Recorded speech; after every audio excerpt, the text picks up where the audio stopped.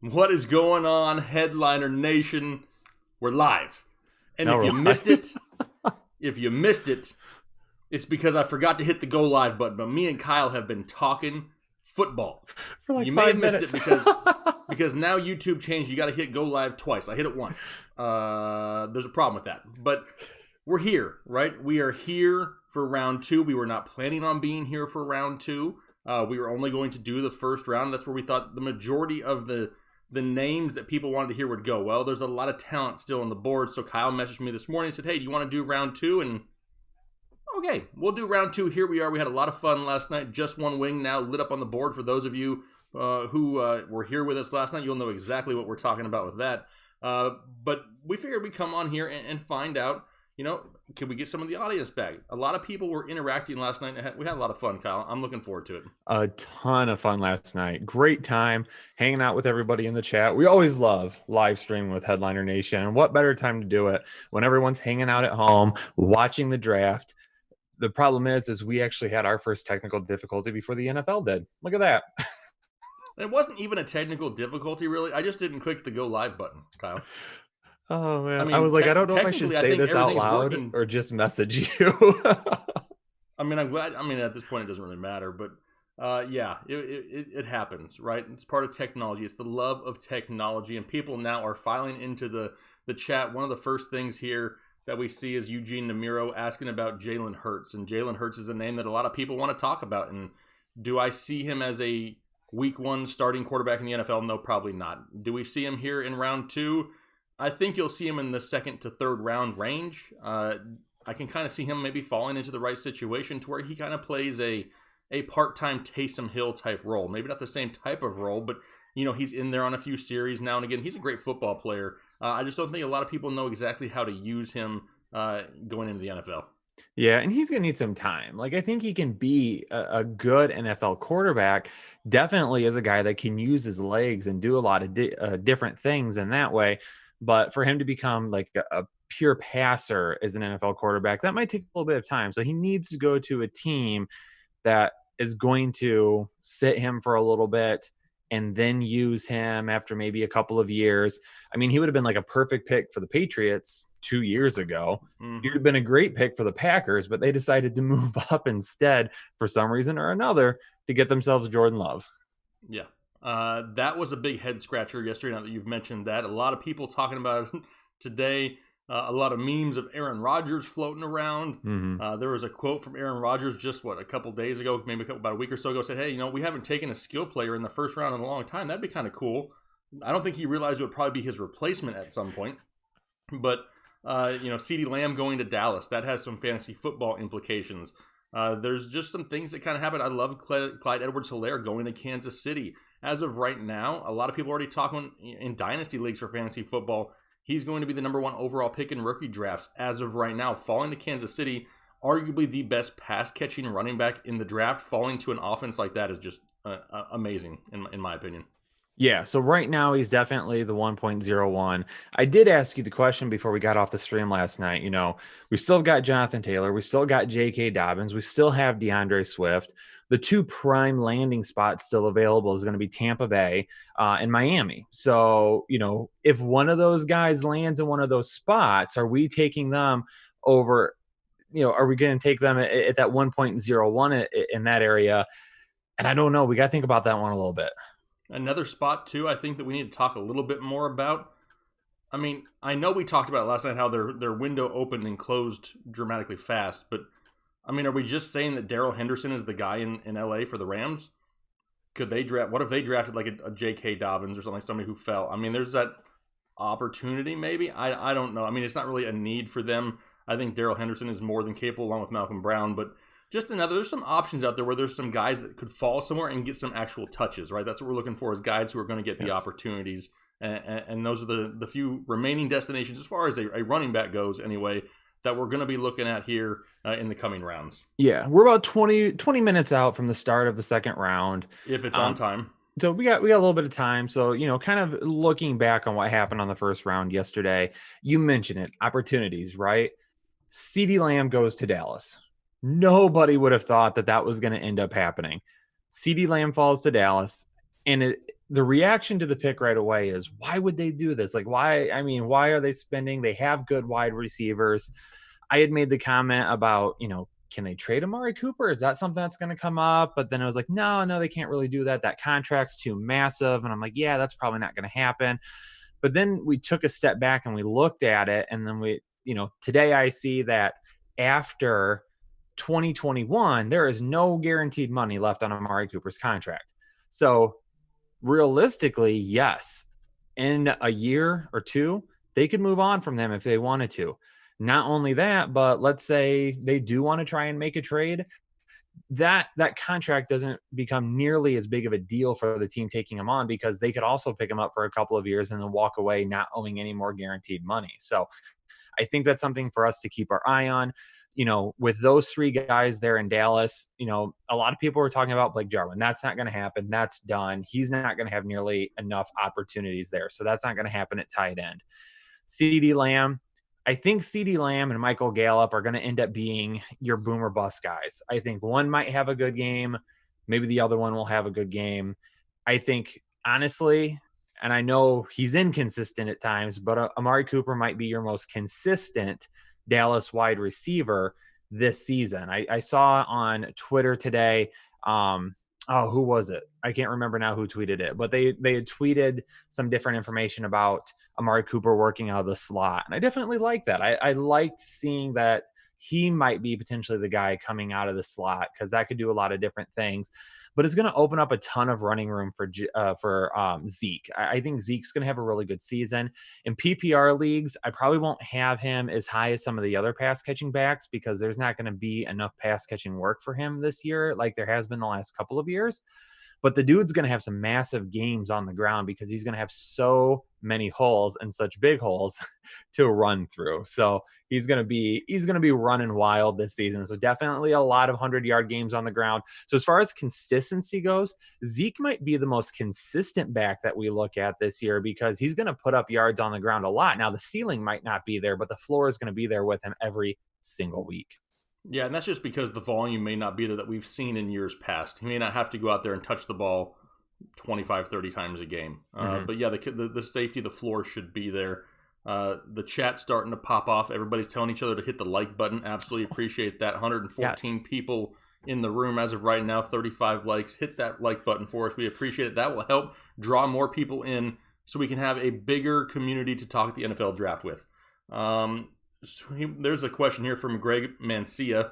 He wants to know, who were yesterday's draft winners? And I don't want to sound like a homer, but I think Isaiah Simmons falling to Arizona was a win for them. Yeah. I don't know if too many people expected Isaiah Simmons to fall there. They had need on the offensive line, but Isaiah Simmons on the defensive side of the football, Cliff Kingsbury in that team in Arizona has that opportunity to use him a few different ways. And Arizona was so weak on the defensive side of things that, I mean, he's going to help him be a playmaker right away. I love how Simmons fell to Arizona where he did. There was a few wins. I mean, I think, Tampa Bay getting their offensive lineman, to help protect Tom Brady. That was a big thing. I mean, that's what they really need, right? They got Tom Brady for a reason. They have all those weapons. They just got to give him time. They and probably the offensive didn't need line to move up to do it, but... Yeah, I don't know. I don't understand that part of it. But, I mean, at least they filled the need that they had right off the bat. I love Jalen Reagor going to Philadelphia. I think that's another win for them. I mean, they need pass catchers, and a lot of people still want to continue to forget about Jalen Reagor or undervalue him. He's going to have an immediate target share in that offense. Yeah, if you were joining us last night, I'm not going to push it right now. We'll talk about it in a little bit, but we've already been hard at work today talking about some things that we're going to do over on Patreon. And one of the very first things I want to do over on Patreon is write an article about Jalen Reagor and why he's going to be such a big asset for the Philadelphia Eagles. I think there's a lot of people that like the pick, but I also think that there are a lot of people that don't like the pick. And I really want to help everyone understand why Jalen Reagor is such such a good pick for the Philadelphia Eagles, why he's going to contribute right away, why he's a guy that can do a lot of different things. I mean, we saw it with Skip Bayless earlier today. So if you were watching anything from ESPN, Skip Bayless made the just ridiculous comment that he had no idea who Jalen Reagor was before the start of the season. This is the problem with ESPN and bigger companies like that, is they don't do enough homework on some of these guys. If you've been watching the fantasy headliners, we've been telling you for weeks how good Jalen Reagor can be and how much we like him. I mean, even back at the combine, we were talking about him, and before that. So that's why listening to some of these channels like this, we're gonna get you on board with these things, because Jalen Reagor is an absolute monster. And if you just look at his stats from last year, it doesn't show what kind of a receiver he can be, because he had horrible quarterback play and didn't have a whole lot around him to help. That's the biggest thing. It's name value, right? Did they go to one of the big schools? How much did you get to watch them on national TV? Jalen Reagor was not one of those guys. He's going to be somebody that a lot of people are like, who the heck is this guy? If you don't really, really dig deep into football. But when you start watching some film of Jalen Reagor, the kid is going to absolutely eat in the Philadelphia offense. He's going to be a huge weapon for Carson Wentz. Martin Warrenholt says, hello and good night. I leave my like and go to bed pretty late here in southern Denmark. Greetings. Wow. Over in Denmark. Wow. Yeah, Greetings, it's Martin. late there. It's probably way late. I don't even know what time it is in Denmark, but it's probably what, 10:30, 11:30-ish? Maybe. I'm not good with time zones. I don't know. Whatever. I don't even know what time it is here, so I can tell you what time it is in Denmark. Sumo Ninja dropping down a little dono there for us, telling everyone stream, support, join Patreon, buy merch. Quick and to the point, Sumo Ninja. Appreciate that. Trust me, we're going to talk about Patreon here in a little bit, but now we're breaking down the first round and kind of what happened yesterday and our picks and whether we like them or not. What about Justin Jefferson going to Minnesota? I haven't seen a ton of people love that fit. What do we think about that one, Jake? I think that he's going to have that opportunity, right? There's no Stephon Diggs there, so he'll have Adam Thielen, and I think he was one of the most ready to go week one wide receivers in the draft. And I think he's being underrated slightly in that offense, but with Adam Thielen at 100% and Dalvin Cook in the backfield, is he going to have as much of an opportunity as maybe like a Jalen Reagor? Probably not. He'll still have a great target share. He's going to be a reliable, outlet for Kirk Cousins there in Minnesota. I don't know if his ceiling may be as high, but his floor is pretty high. I think he's going to be decent when it comes to the rookie wide receivers. A lot of people may be pleasantly surprised with what he can do here right out the gate. Yeah. I think the one thing about Jefferson is how many 2 tight end sets do they run? Because I think that's going to speak a lot to what kind of a season he can put together. If they plan on running a lot of them, which was kind of the thought process, especially after Diggs was traded, part of that thought process was, put 2 tight ends on the field, and then you don't necessarily need to try and replace Diggs right away, because Irv Smith Jr. is a guy that can be a really good receiving option for them. So if they're going to run a lot of 2 tight end sets, I think you're going to see Kyle Rudolph and Irv Smith Jr. maybe get some of those targets that you would typically see go to that like wide receiver 2 on the field. I like Justin Jefferson. That's where I mocked him to. I've got no problems with him, but I think we're going to have to see more 1 tight end sets to really allow him to flourish and have big games.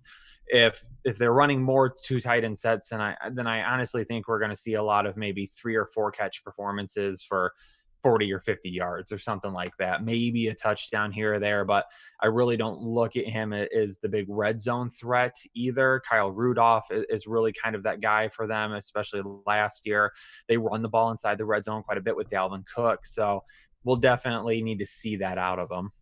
One thing that we haven't mentioned yet that may be one of the biggest takeaways from round one, it has to be the picture floating around social media, and Matt out there reminded me of it, of the picture of Mike Vrabel at his house. Someone pooping in the background. If you have not seen this picture, I'm pulling it up right now on Twitter. I don't know if I can get it close enough without it being blurry, but dude literally had behind him dude with a mullet, dude dressed up as Frozone, and if you look in the reflection of a mirror, there's a dude dropping one in the back corner. You got to go find the picture on social media. It's hilarious. That has to be planned. That was amazing. Yeah, and nobody really noticed it at the time.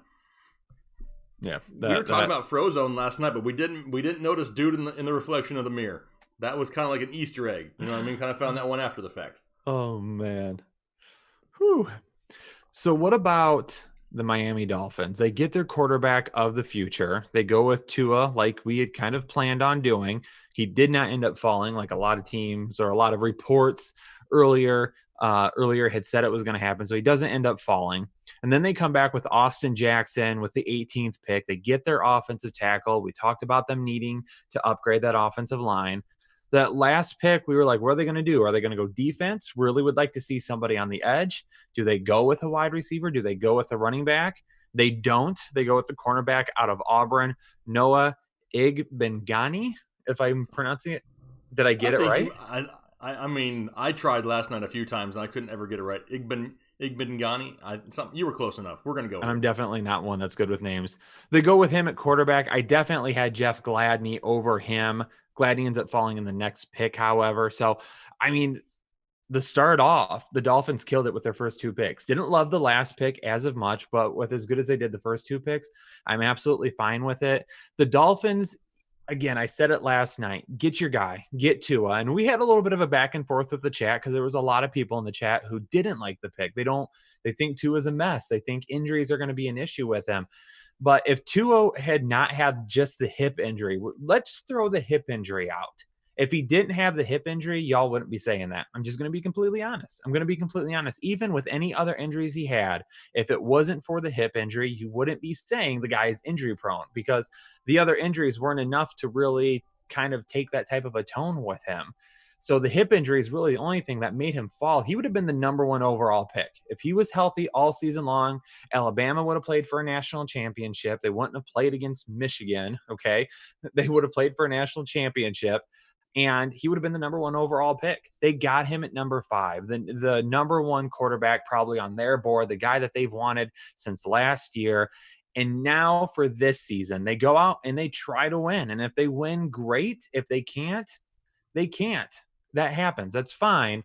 They got 2 more picks in the first round next year to go with this. In 2021, the Bills are going to be really good this year, but the Bills and the Dolphins are going to be 2 of the better AFC teams in 2021, I believe. Which is crazy. I mean, just saying that out loud just almost is like weird to say. The Bills and Dolphins going to be competing for the division, but it is. I mean, it's a legitimate chance of that happening. I mean, the Dolphins are getting a lot better here going into 2020. A lot of people in the chat want to know what we think is going to happen with the first pick here, Kyle, in the second round. I mean, do we see a pass rusher, a Gross-Matos possibly come off the board here, or do they shock us all and go with a skill player, a running back, wide receiver here at the beginning of the second? I don't think it's going to be either of those. I think it's going to be defense because the defense is where they're going to need to start working now. Wide receiver, they're set at this point. They have more than enough weapons at wide receiver. Yeah, you could make the argument that you want to replace AJ Green when he's finally done.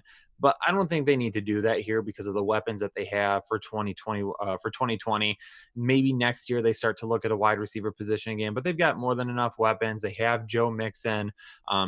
They did spend a late round pick on a running back last year. They still have Gio Bernard so they've got plenty of skill positions. I think we're going to see defense to kick it off.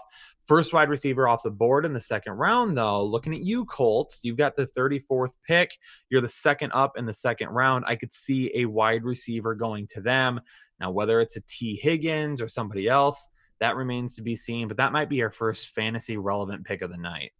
Yeah, and it would be somebody who would get an immediate target share, like we were talking earlier with Jalen Reagor. They're going to go into an offense that has, T.Y. Hilton and Paris Campbell, but neither one of them are models of, consistent health by any means. So another playmaker on that opposite side could really be something beneficial there in Indianapolis now that Phillip Rivers is there. A lot of questions about Phillip Rivers. Can he throw the deep ball still? If he can't, he's going to eat underneath with Paris Campbell. But, there's those options, and that's the best thing is getting that target share early. Connor Lambert in the chat out there flexing with the Patreon subscribers. Absolutely. Connor, a part of Patreon out there. He's about to get a ton of information.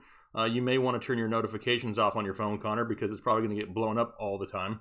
thanks to Kyle and Chris. Well, you have two Chris's producing content on Patreon.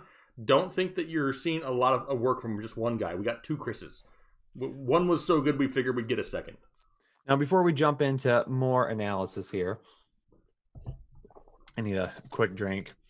We've got 200 people watching the stream right now. We only got 75 likes. If you're watching right now, hit that like button for us, okay? Let's push that like number up. And let's get this out to more people. Let's get some more people in here in the chat and show them what Headliner Nation is all about.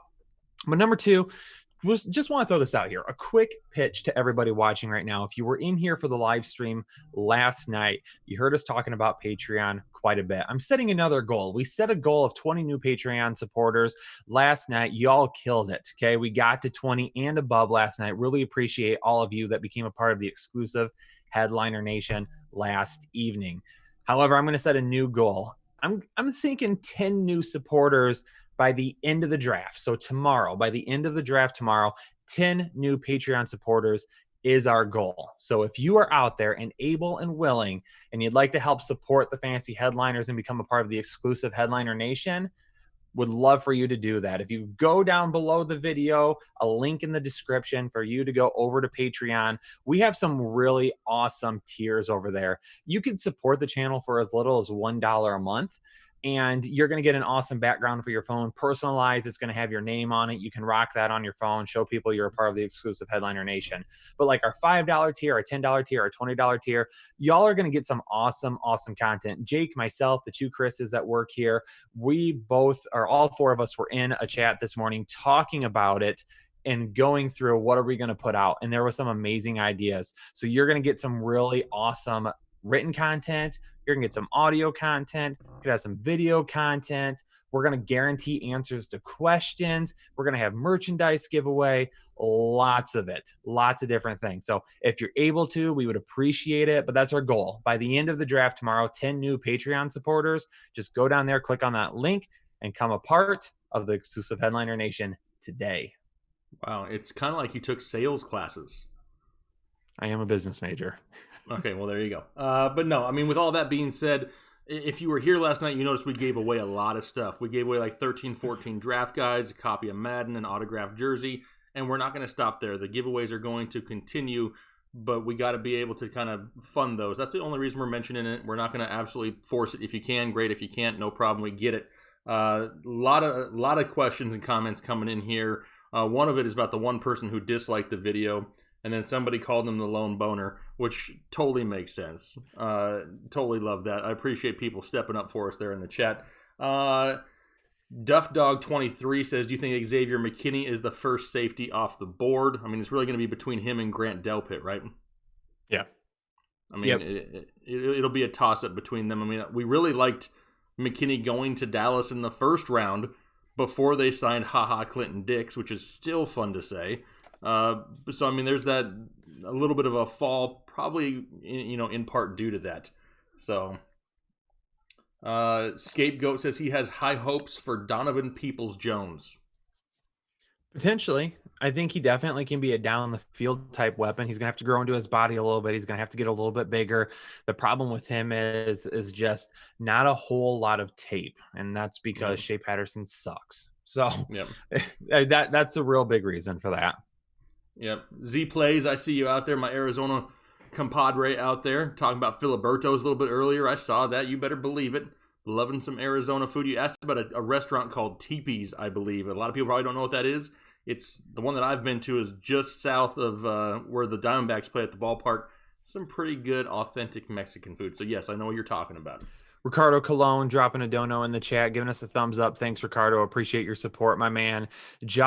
Intern Josh also throws out a $10 dono and says, this is for the N'Keal Harry card. All right, I'll send it to you, Josh.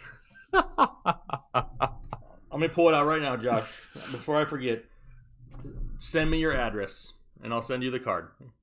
There you go. N'Keal Harry, $10 off the board. There you go.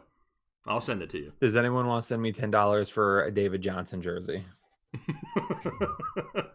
Any Bueller? Anybody? Any takers? Anybody? It's no good anymore. That's right. Oh well. Hey, I mean, it was good while it lasted. at the time of purchase. Last Cyan Prince wants to know, with receivers going quick, any thoughts on Funchess this year? Yep. Never Funchess. Never Funchess. Dude literally plays wide receiver with oven mitts on. He can't catch. It's just not possible. It's not. It's not a good thing.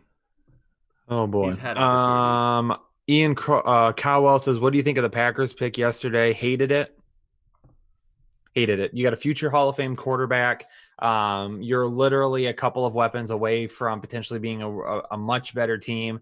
And instead of getting him those weapons, you decide to go and get his replacement. And not only that, but you moved up into the first round to do it. So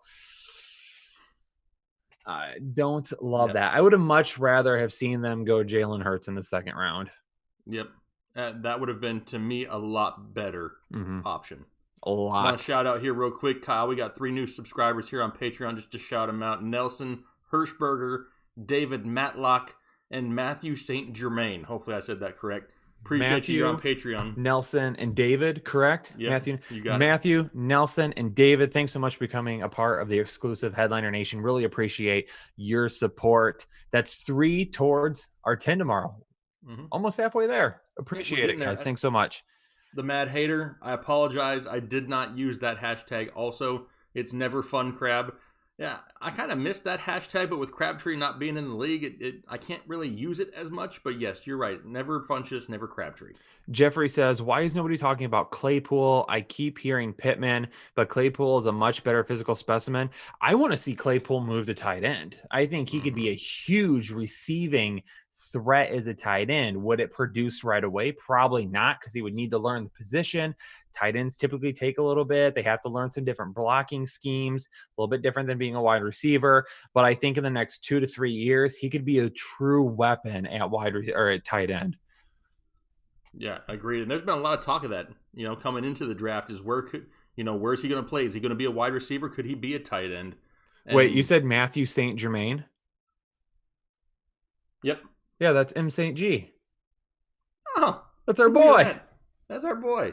He said something in the chat. He said we said his name right. And I was like, oh, I get it now. Now I get it. See, we see the initials all the time. I didn't put 2 and 2 together. Oh, man. Awesome. Appreciate you out there. You've been with us from about the beginning. He's been around here. So we appreciate you. Sean Norton says, hashtag Kyle loves his tight ends. I do love myself a good tight end. Yep. They don't call me the tight end whisperer for nothing. That's right. You better believe it.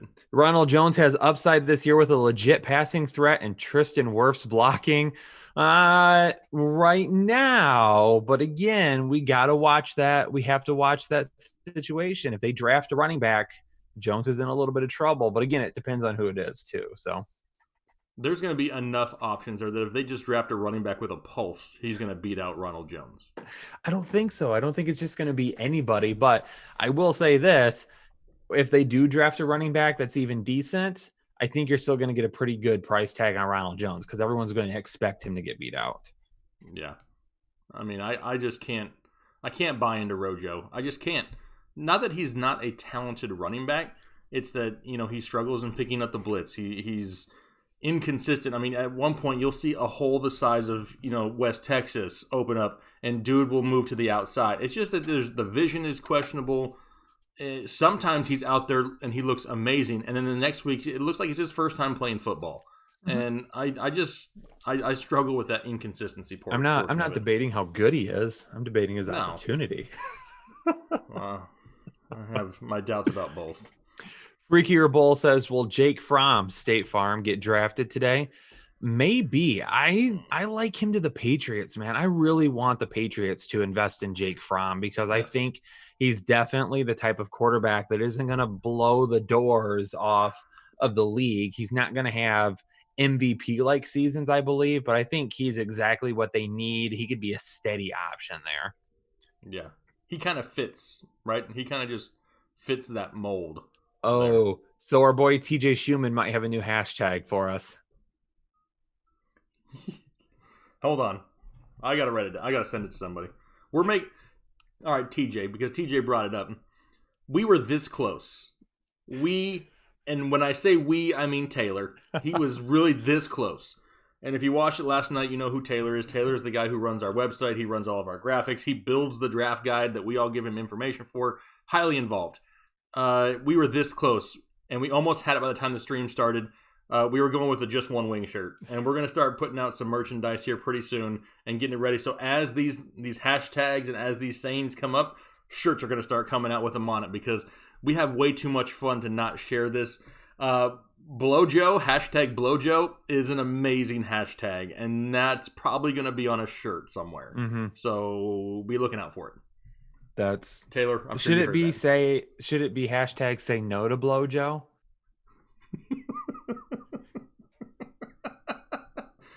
Sure. I mean, at this point, sure. Oh, that'd boy, awesome. There's a tight end question. I missed it. I can't see where it is anymore. Carlos wants to know if the Bears surprise us and get Jake Fromm. Probably not. I don't think they're going to draft. No. I mean, at this point, though, would it surprise me? No. I mean, you got Mitch Trubisky, you got Nick Foles. They're both just going to battle it out for who sucks the least. I mean, I can't see them drafting a quarterback. Derek says, "Can you explain the just one wing thing?"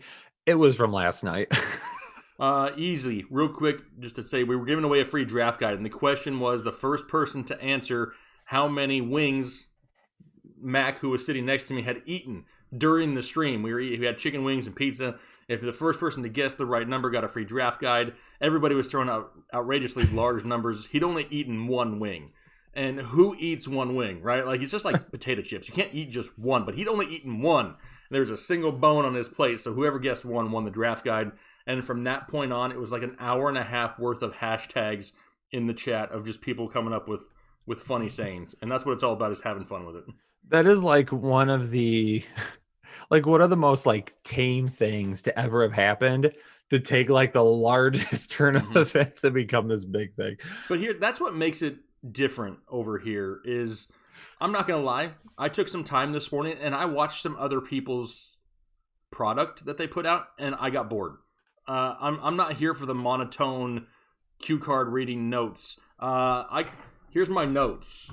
It's blank. You know what I mean? It's just like, we're here to have fun. We're here to be, a bunch of guys just talking about the NFL draft, and this is a place where you can go and have a voice also. That's what makes it different, is stuff like that is stuff that happens when you're with your boys, having fun, and that's what this channel is all about. Let's see here. Yeah, Kyle was eating one potato chip, but it was just at a time. He just wasn't like shoveling them in. I was being very cautious with it. Although I didn't eat very many of them last night because at one point you made the comment about how loud it was. So I was like, all right, I'm going to save them. So then today at lunch, I was having some. I was in the kitchen, and from across the house, I hear my wife yell, "Could you be any louder with those chips?" And I was like, oh my God, that must have been really loud last night. Yep. It says, last Cyan Prince, Jake doesn't want to run the NFL. I think I could run the NFL amazingly. It would be the greatest thing ever. I wouldn't be like this dude on the TV. He acting like he got a broomstick up his backside reading a cue card, and that ain't gonna fly. So my stream went down. Oh, well, perfect. It's okay, I got it up. Oh boy, where'd it go? Why isn't it working all of a sudden? Who doesn't shovel in potato chips? That's a great question.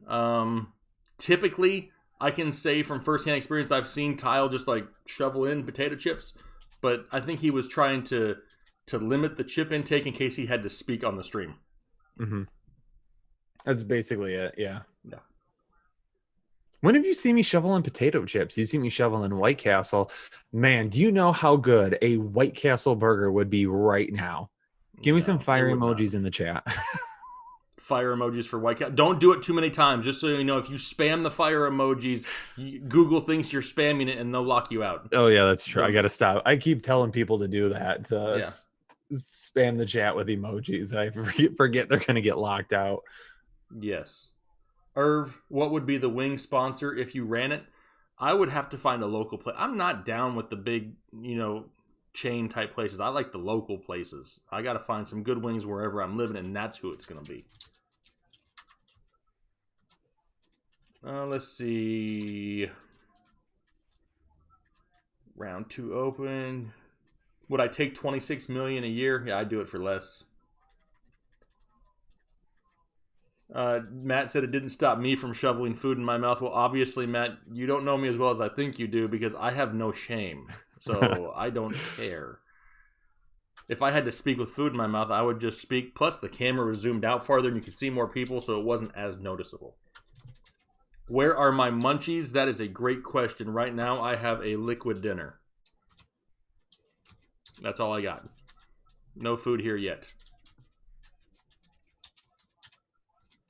Oh, Dane says there's nothing like doing forensic science homework and watching the headliners. First of all, thank you for the dedication you have to your craft there at school. You have way more dedication than I would have because I would not be doing homework while watching the NFL draft. I wouldn't be able to concentrate.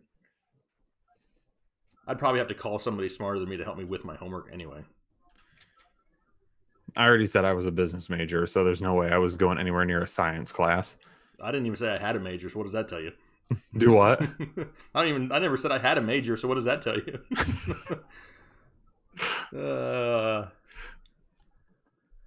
Oh, Chris, cheers. Our own Chris Kennedy out there in the chat. He said cheers. Yep, going with my liquid dinner.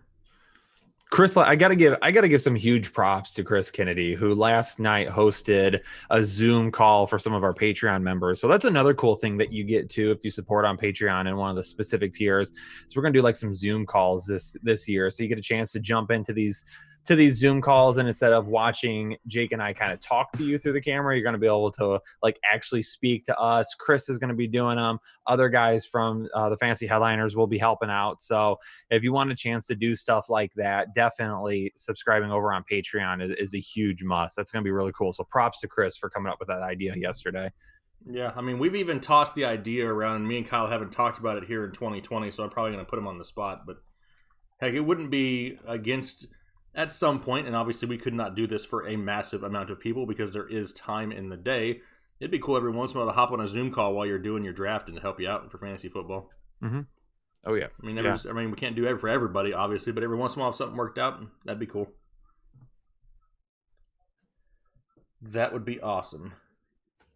So apparently just like all my stuff's going down right now. Well, if your live stream goes down, it's just going to be me and one big... If Kyle leaves us, my face will be on both screens. That's just the way it's going to happen. So, well, I can't. All of a sudden, ESPN's not working. Well, ESPN hasn't worked for most people in years. I'm trying to share the live stream over on Facebook. That's not happening.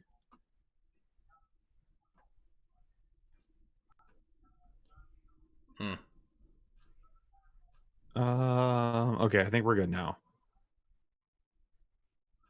You back up and running? Maybe. We'll see. Maybe. The live stream hasn't crashed. That's really all that matters, because I would hate That's right. I would hate to take this away from people. Wow. Zev says he thought I majored in tight ends, not the football kind. False. He didn't. Let's see here. What else? You guys should come up with headliner playing cards. You mean like a deck of cards or like football cards? Because I will totally rock some short shorts and some I'll put like a headband on, and I'll like 80s football card it. I'll be out there looking like Mean Joe Green. You know Wait, should we do a calendar for 2021? Only if I get to be Christmas. I get January then. Okay, that's fine. And it's going to definitely have something to do with tight ends. Yep. Yes. Let's see here. Some Rams fans out there. Ian Pascual Rodriguez, ready for his Rams to make a pick tonight. Apparently, I forgot how to use Facebook because I can't share anything right now. That's all right. You've Okay. been locked out. Have they made their pick yet? Or is this going to take as long as last night did? Man, if it's anything like last night, it's going to take 64 years to get to the second and third round. I couldn't believe it. The pick is in, but there's nothing that I've seen yet. Is it Tee Higgins to Cincinnati? A lot of people are asking. I can't maybe. imagine that they go with a skill Me position neither. here. I wouldn't think so. Even their offensive line is going to even be so much better this year than it was last year. Here's a So question much for better. the people. Here's a question. Yes. And you can just put your opinion in the chat. One difference, obviously, this year from watching the draft is you're getting to see a look into a lot of people's personal spaces, their houses, their offices. Like Cliff Who has Kingsbury. had the most... Yeah, exactly. Who has had the most impressive pad so far that you've seen? Cliff Kingsbury's got to be up there. Oh, yeah. He's living his best life. He's in there looking like Tony Montana. Yeah. That was a sick pad, as the kids say these days. Sick crib. Yeah. All right, here we go. Here's the first pick finally. It is. It's Tee Higgins.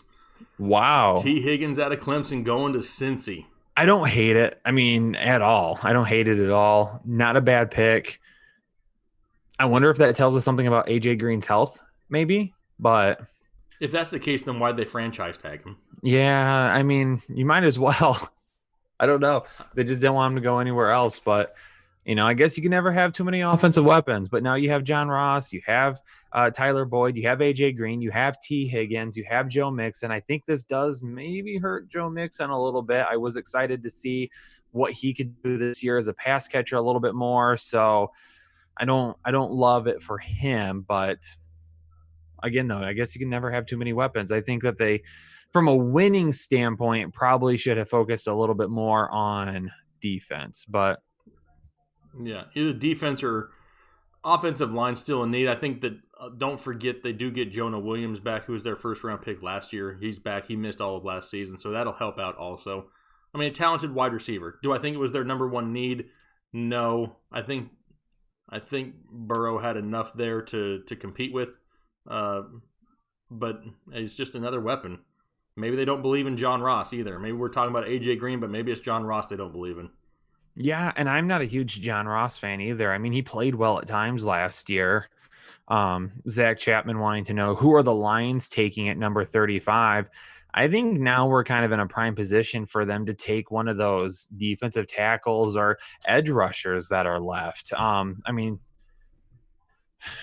I'm trying to look at you have Epenesa who's still available. You have Gross-Matos who's still available. Heck, maybe they should just go Jonathan Taylor here, right? Let's just do that. They don't totally forget about Kerryon Johnson. Let's just you've got Zach Bond as well that you could go with. So there's definitely a few options that are left for them. But Neville Gallimore is another guy out of Oklahoma, defensive tackle, that I would like to see them potentially invest in. They could use help there. So I think they need to keep looking at defense, though, at this point. Yeah, agreed. Next up, the Indianapolis Colts. We talked about their need for a possible skill position wide receiver. Is that where they're going right now? Obviously, with Tee Higgins now off the board, does that change their mind a little bit?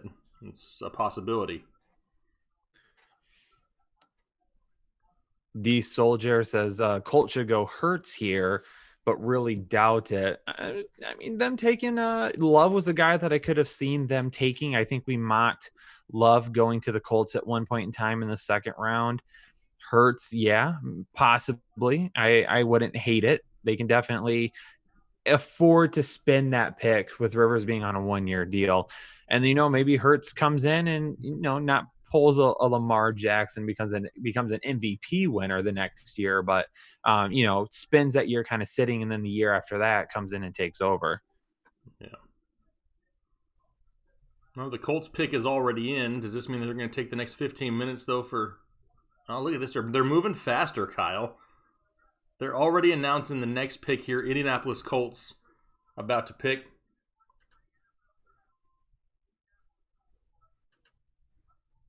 Michael Pittman, wide receiver, USC. I don't dislike this one bit.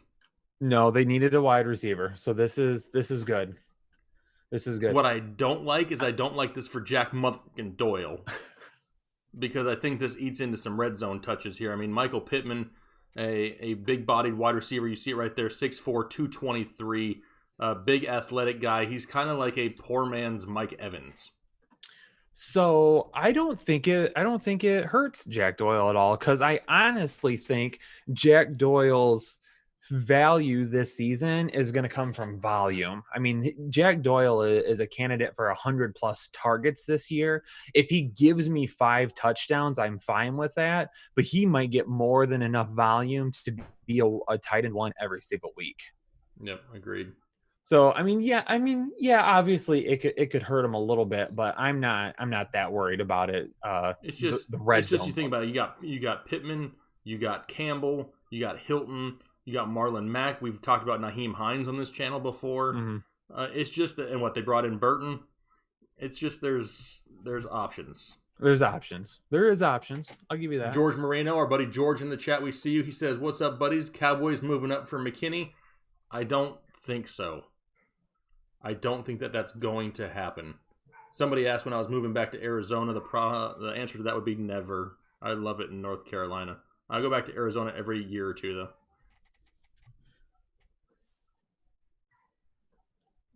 What we got now? So now your Lions on the clock. There we go. Jeff Okudah. We're working again. We're back in this thing. Perfect. The Lions pick is already in, so we're going a lot faster tonight. If nothing else, at least we're moving, which is a good thing. It's got to be one of these edge rushers, or it's got to be one of these defensive tackles. Yep, I'm going to say an Epenesa or a Gross-Matos right here should be going to the Lions. As much as I love the running backs and would like for Detroit to have one of them, they've got Kerryon Johnson. Mm-hmm. Ian Cowell, what do you think the Packers need? They needed weapons for Aaron Rodgers. They need a wide receiver. They drafted his replacement here in the next couple years, but I mean, they need some more. They need somebody else on the opposite side. MVS, Equinemius, St. Brown. Those guys aren't really panning out that much, and they need more playmakers for Rodgers. They can't always rely on the running game every single week. I mean, Aaron Jones isn't going to get almost 20 touchdowns a year.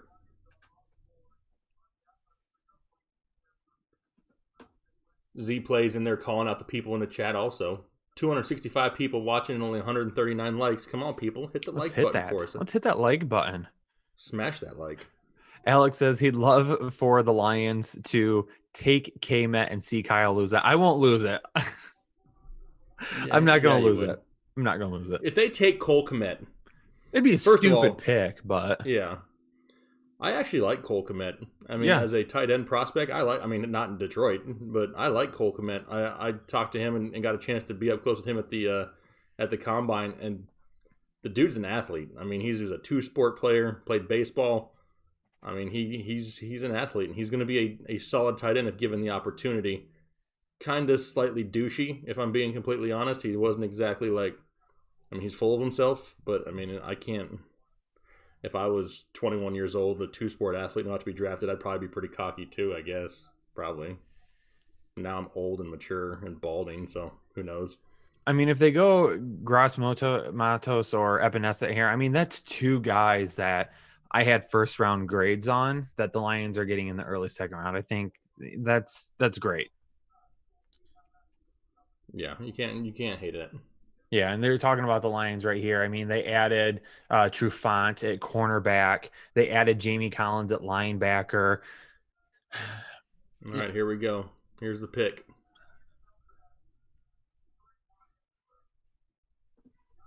Wow. DeAndre Swift, running back out of Georgia, goes to Detroit. Oh, my God. Wow. Okay. I mean, I love DeAndre Swift. I don't love him in Detroit. I don't love it. I like the talent. There's nothing wrong with the player. It's I don't like the spot. I mean, I thought Kerryon Johnson had an opportunity. Obviously, he can't stay healthy, really.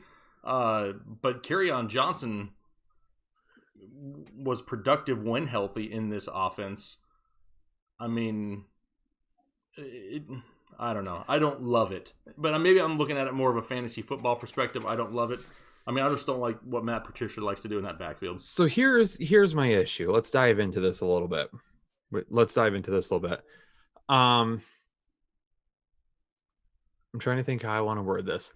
So here's the problem. You spend a second round pick on Kerryon Johnson just a couple of years ago. and you don't use him. Mm-hmm.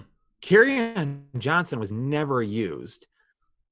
And not only that, but now you're bringing in a guy like DeAndre Swift, who has a high ceiling, but he's not what your team needs. If you're not going to use a running back that you took in the second round just a couple of years ago, why are you spending another second round pick on a running back that you might not end up using now? I mean, part of the reasoning is probably Stafford's got some back issues. They probably don't want to throw it as much as they possibly have. But you had a lot of inconsistencies on the offensive line last year. You spent some picks on offensive linemen who haven't done anything and are not great blocking in the run. So why spend a second round pick on a running back when you could have gotten the edge rusher or the defensive tackle that you desperately needed? Yeah, I like DeAndre Swift. I have absolutely nothing against him. I don't think Detroit's a great landing spot. I think he's going to split a lot with Kerryon Johnson. And Chris says it in the chat, Kerryon isn't that good. Yeah, he might not be that good, but you just spent a second round pick on him a couple of years ago. So what was the point on getting him then and then doing this now? So and it could be that, they maybe weren't expecting him to be there. I don't Kerryon, to say that Kerryon isn't good, I get that. But we really don't know, because when the one time he got an opportunity, he constantly had knee issues pop up. I mean, we saw Bo Scarborough at times be somewhat productive, but he wasn't efficient. He needed a lot of touches. And I think what you said best is it a great pick? The player himself is great. I mean, he was my number 2 ranked rookie running back coming into the draft. Love DeAndre Swift.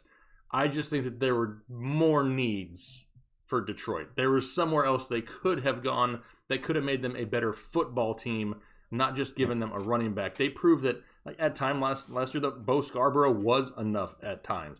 They're not going to commit to be a solid running team. If Matthew Stafford is healthy, they're still going to throw the ball. Maybe they look at him to try to have like some type of a 1-2 punch where they still, include Kerryon Johnson and pair him with DeAndre Swift. But in my opinion, if you draft somebody like Swift, he needs to get the ball a lot because the guy is a big playmaker. Yeah, and from a fantasy football standpoint, DeAndre Swift could end up being really good. Really, really good as a PPR back. I mean, he's a guy that definitely could take some passes out of the backfield. Stafford could dump off to him a little bit. I mean, we've seen Theo Riddick be fantasy viable some weeks while in Detroit because of the way they used him. They could end up doing the same thing here.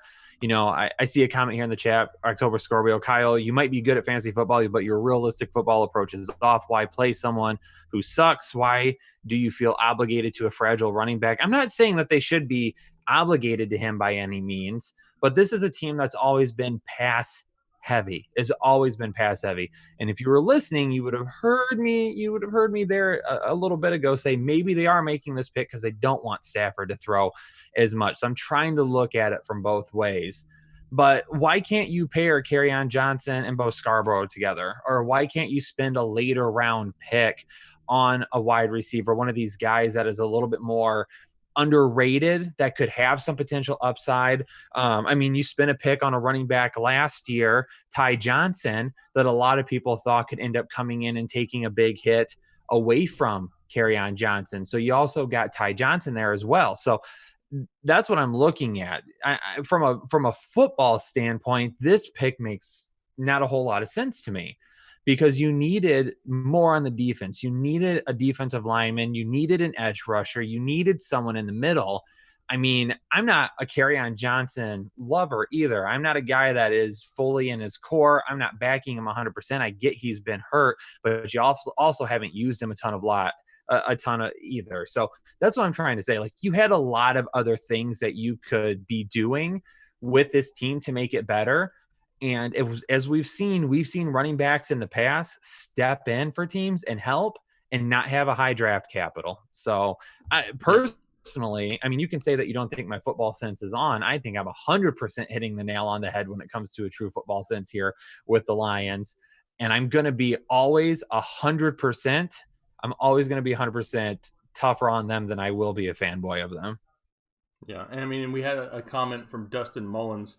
I mean, everybody wanted to bash on Kerryon the second this pick came out. I didn't hear any Kerryon hate beforehand, but Kerryon Johnson has never averaged over 4 yards per carry was his comment. Well, the good thing about the internet is you can Google it and find out exactly what it is. He's averaged 4.5 yards per carry for his career. In 2018, with only 118 rush attempts, averaged 5.4 yards per carry. So that's not a true statement. If we're going to go into this and say somebody sucks, you got to have the information to back it up. But here we go. The Giants pick is in. Mr. Goodell reading his cue cards. Let's find out who's going to New York.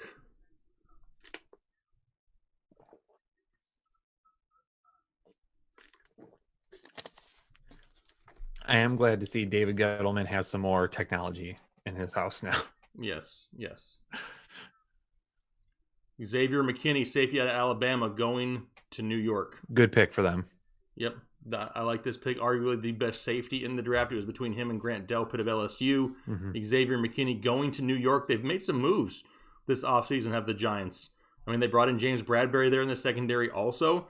They're trying to make a run at getting better on the defensive side of the football, which is great because they have a lot of young talent on offense already. Yeah. No, that was a really good pick. You know, I was surprised yesterday that they made the pick that they did, but they went the safe route, and you know they went with their linemen yesterday, and then they add to the defense today. So Giants so far doing really well. Yep, agreed. Now comes the Patriots. So the question here is, what are the Patriots going to do? Is this where Jalen Hurts comes off the board? I mean, the pick is already in, so they knew where they were going ahead of time. Here come all the Patriots fans. If you're a Patriots fan in the house, hit the like button. Well, we know Chris is in the house, so we'll see what Chris has to say about this. Got October Scarborough saying information to back it up. Kerryon is fragile and Scarborough sucks.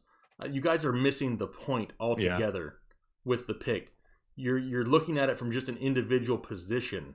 You can't look at it from just a position. You have to look at it as a whole football team. There is more needs elsewhere than at the running back position. Mm-hmm. We're not saying that Kerryon Johnson is better than DeAndre Swift. Yeah, I'm not saying that at all. At all. Talent-wise, I'll take Swift all day long. Yes, 100%. I'm just saying overall as a football team, there was more needs. That's what our opinion is. It's not that Kerryon Johnson is better than DeAndre Swift or we like somebody who sucks or anything like that. No, it's just there was more needs. Here, I'm going to double down on a little bit too. DeAndre Swift, we might see a little Barry Sanders-esque type movement there in the backfield. I mean, I like Swift a lot. I've got no problems with him. Yep. Here comes the Patriots selection already. Wow. Kyle Duggar, safety out of Lenoir-Rhyne University. Okay. I mean, Lenoir-Rhyne. This is your time to shine, Lenoir-Rhyne, because nobody's probably really heard of that school. And he was drafted over Grant Delpit. Okay. That's interesting. It's going to be interesting to see why Delpit has fallen so far. Mm-hmm. Phoenix Rolfson throws out a $10 dono and says, best fantasy duo around. Really appreciate that, Phoenix. Thanks so much for your support. Yeah, this is an interesting pick, but I'm not going to knock the guy for being Division II either, because we've seen guys come out all the time who are good. So I definitely think it's a little bit of a head scratcher with Grant Delpit still being on the board. Chris Kennedy is not happy. He's probably trying to figure out where Lenoir-Rhyne University is. Google it, Chris. Nobody knows where the heck it is. If you know where it's at, put it in the chat. Lenoir-Rhyne. Heck, it's probably here in North Carolina. I don't even know it. His vertical leap was first among all safeties at the combine, and his broad jump was second. 2019 first team D2 All-American. So he's got some stuff to back it up. It definitely looks like he tested well. It'd be interesting to see tape on him. I don't think I've ever seen any tape on him. So, but I mean, we knock these picks for being D2 sometimes. I don't think we always need to. I'm trying to remember Where are we? How can I go? Let me do something here real quick. A little bit of a You background. I don't think anybody knows where Lenore Ryan University is at. It's in Virginia. I should ask Alexa. I don't know. Alexa's like, I don't know. Oh, look, the Panthers pick is already in also. Moving right along tonight. Moving right along.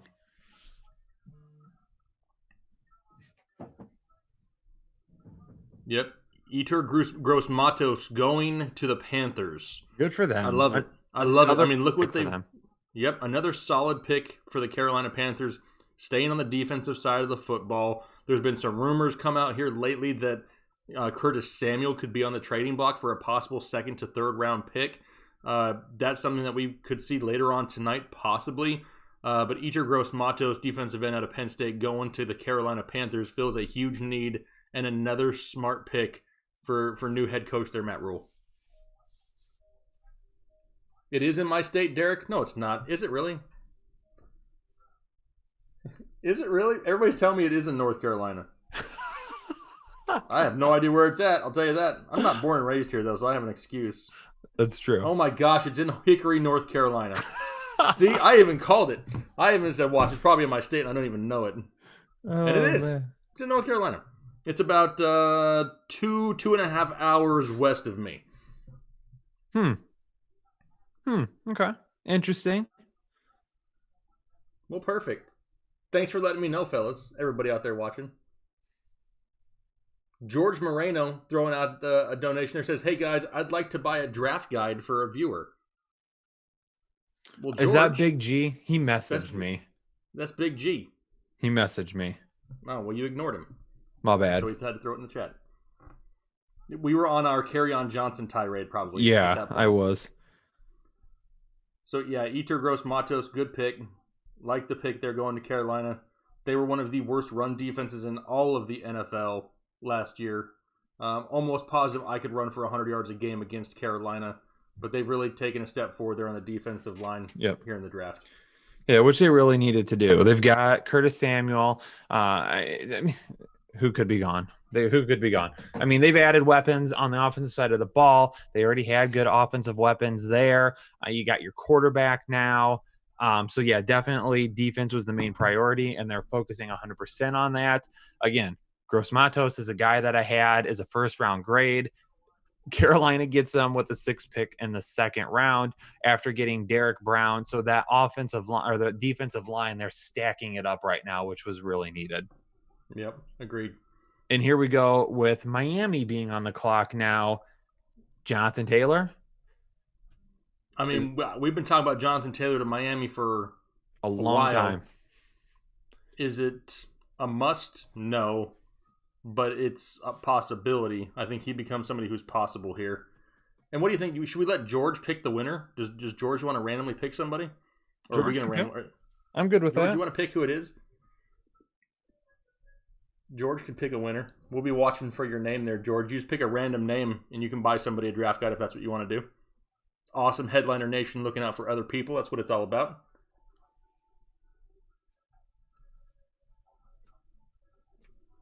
Got some people saying, yeah, Finn's got to take Taylor. Giggs agrees. Miami needs a lot. Ryan, they're getting better, Ryan. They're getting better. They're making a run this year. Yeah. Nowhere to go but up. I mean, I guess you could still go down, but I believe a little bit more in the Dolphins than that. Freakier Bull 7 says Chargers have no picks today. That's something I want to touch on real quick from a fantasy football standpoint, because that's a huge win for Austin Eckler.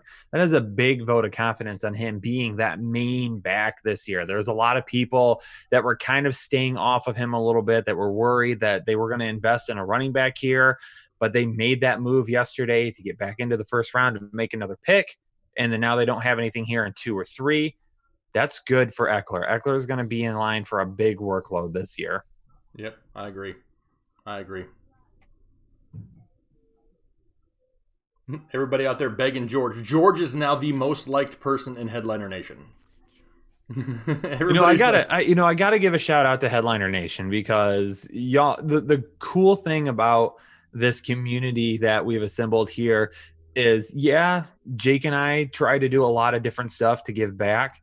But y'all do the same thing. I mean, we had, who was it yesterday? I'm forgetting the name. Jason Harris. Jason Harris bought 10 draft guides yesterday for us to give away. So he did that for us. Big G's doing this right now. We had somebody do a Jacksonville Jaguars helmet giveaway last year. I mean, y'all are, and it was a signed helmet as well. Jalen Ramsey, right? Yep. It was a signed Jalen Ramsey helmet. So not only are we trying to do as much as possible to give back to you, but you all are doing as much as possible to give back to each other. That's awesome. That's really, really cool. Yep, that's what it's all about. Paying it forward, doing things for other people. And there's not enough of that goes on in the world right now. With all the crap we got going on, doing stuff like this for each other it's the right thing to do. So that's awesome. Brian Lynch wants to know, do you think Ruggs was a good first pick for the Las Vegas Raiders? They obviously covet him a lot.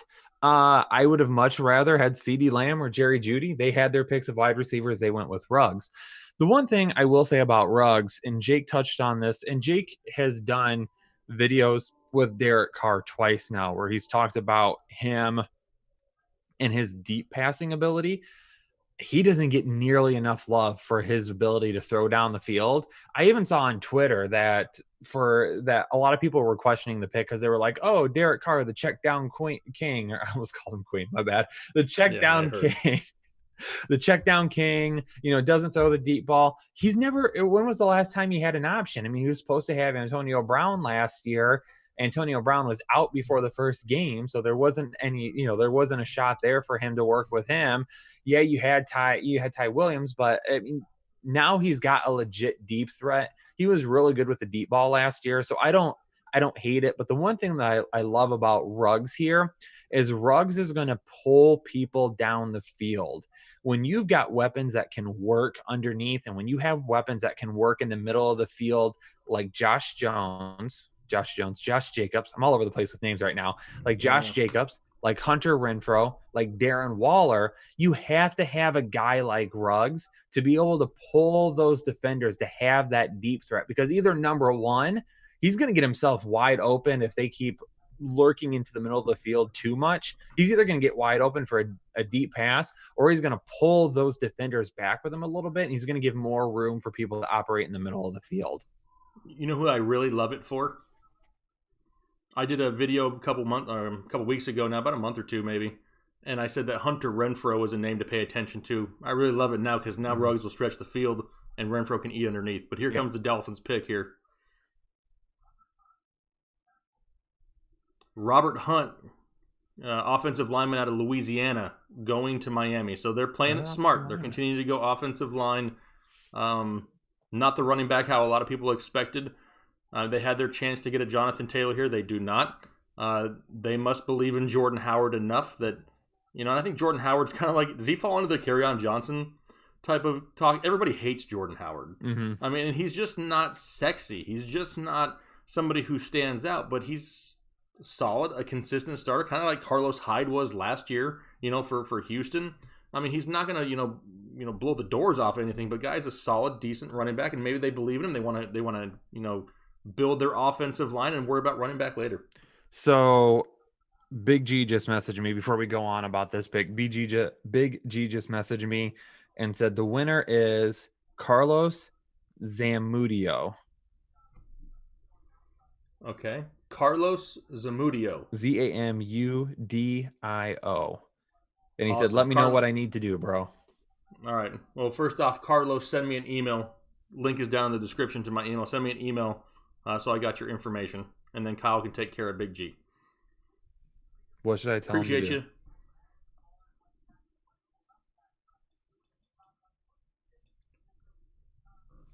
So let's jump back to this pick now.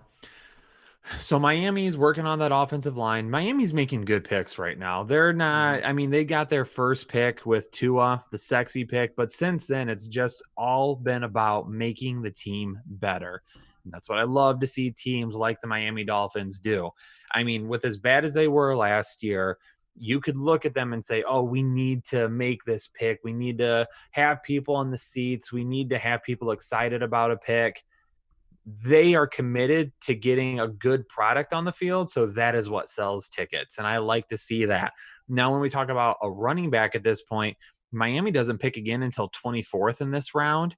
We could see those running backs leave the board before then. I mean, we've got Jacksonville coming up, who they've been trying to get rid of Leonard Fournette. Maybe they get somebody to replace him. You've got Tampa Bay coming up. You've got the Atlanta Falcons coming up. Maybe they decide to do something. They have Gurley, but Gurley's not there for long. We got and here comes the Texans. Yep, and here comes the Texans pick coming in. Ross Blacklock, defensive tackle out of TCU, going to Houston. Okay. Houston finally gets to make a pick. Yeah, finally. I mean, at least we can say that Bill O'Brien didn't screw this one up. I mean, it's a solid pick on the defensive line that needs some stability. I mean, you got J.J. Watt, who's struggled at times in the past with injuries. Ross Blacklock, somebody who can come in and start right away if need be for the Texans.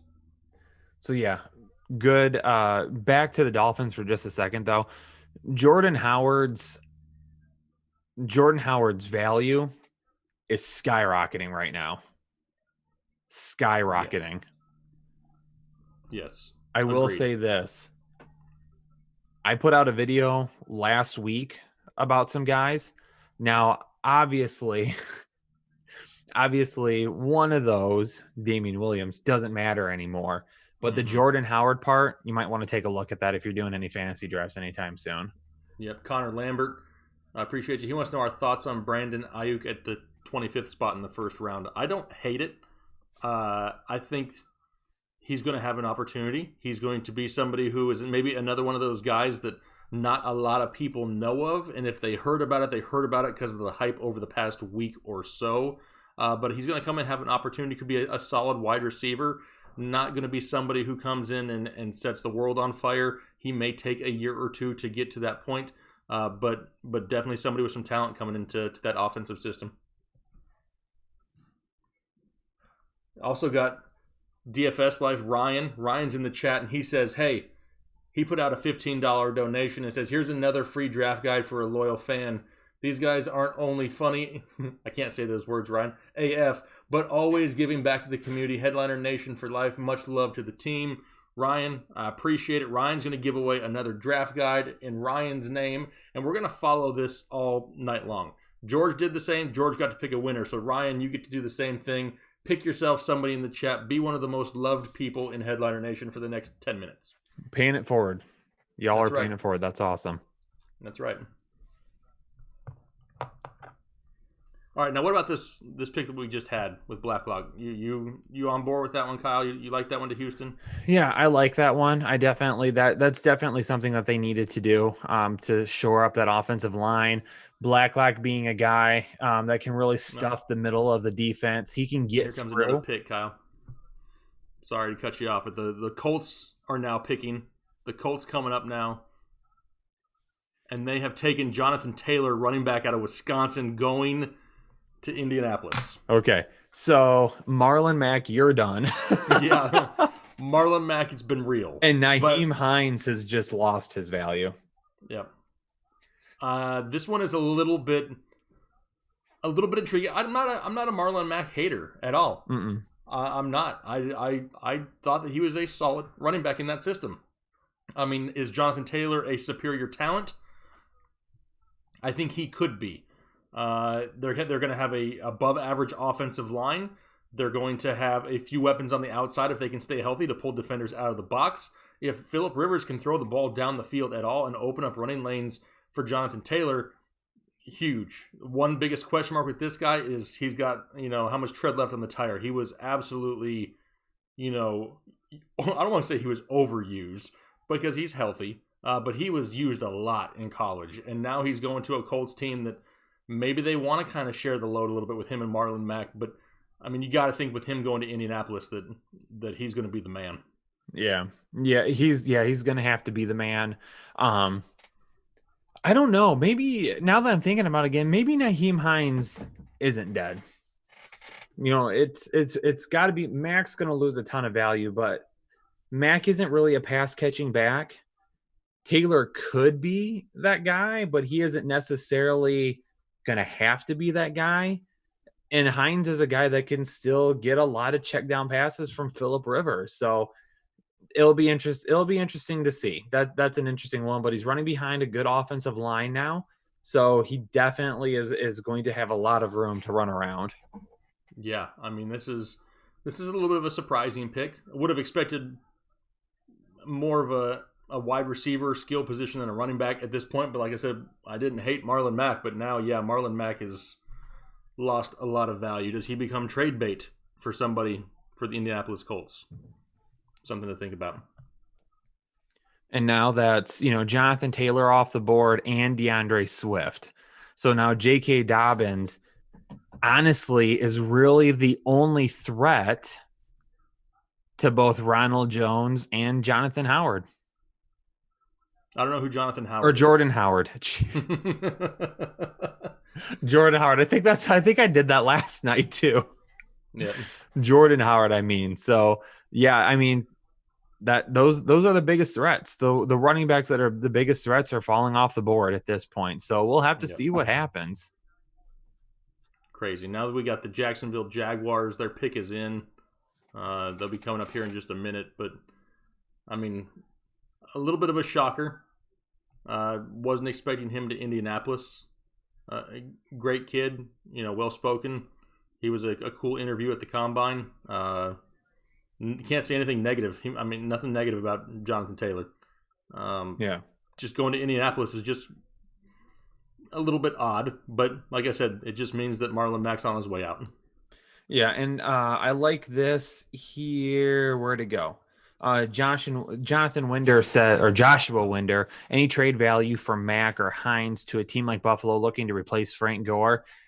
That's good. That's good. Mack, yeah, 100%. That could end up being something that they do. I also see here Jar Jar Stink says Zach Moss. Not a big Zach Moss fan. He's a little slow for me.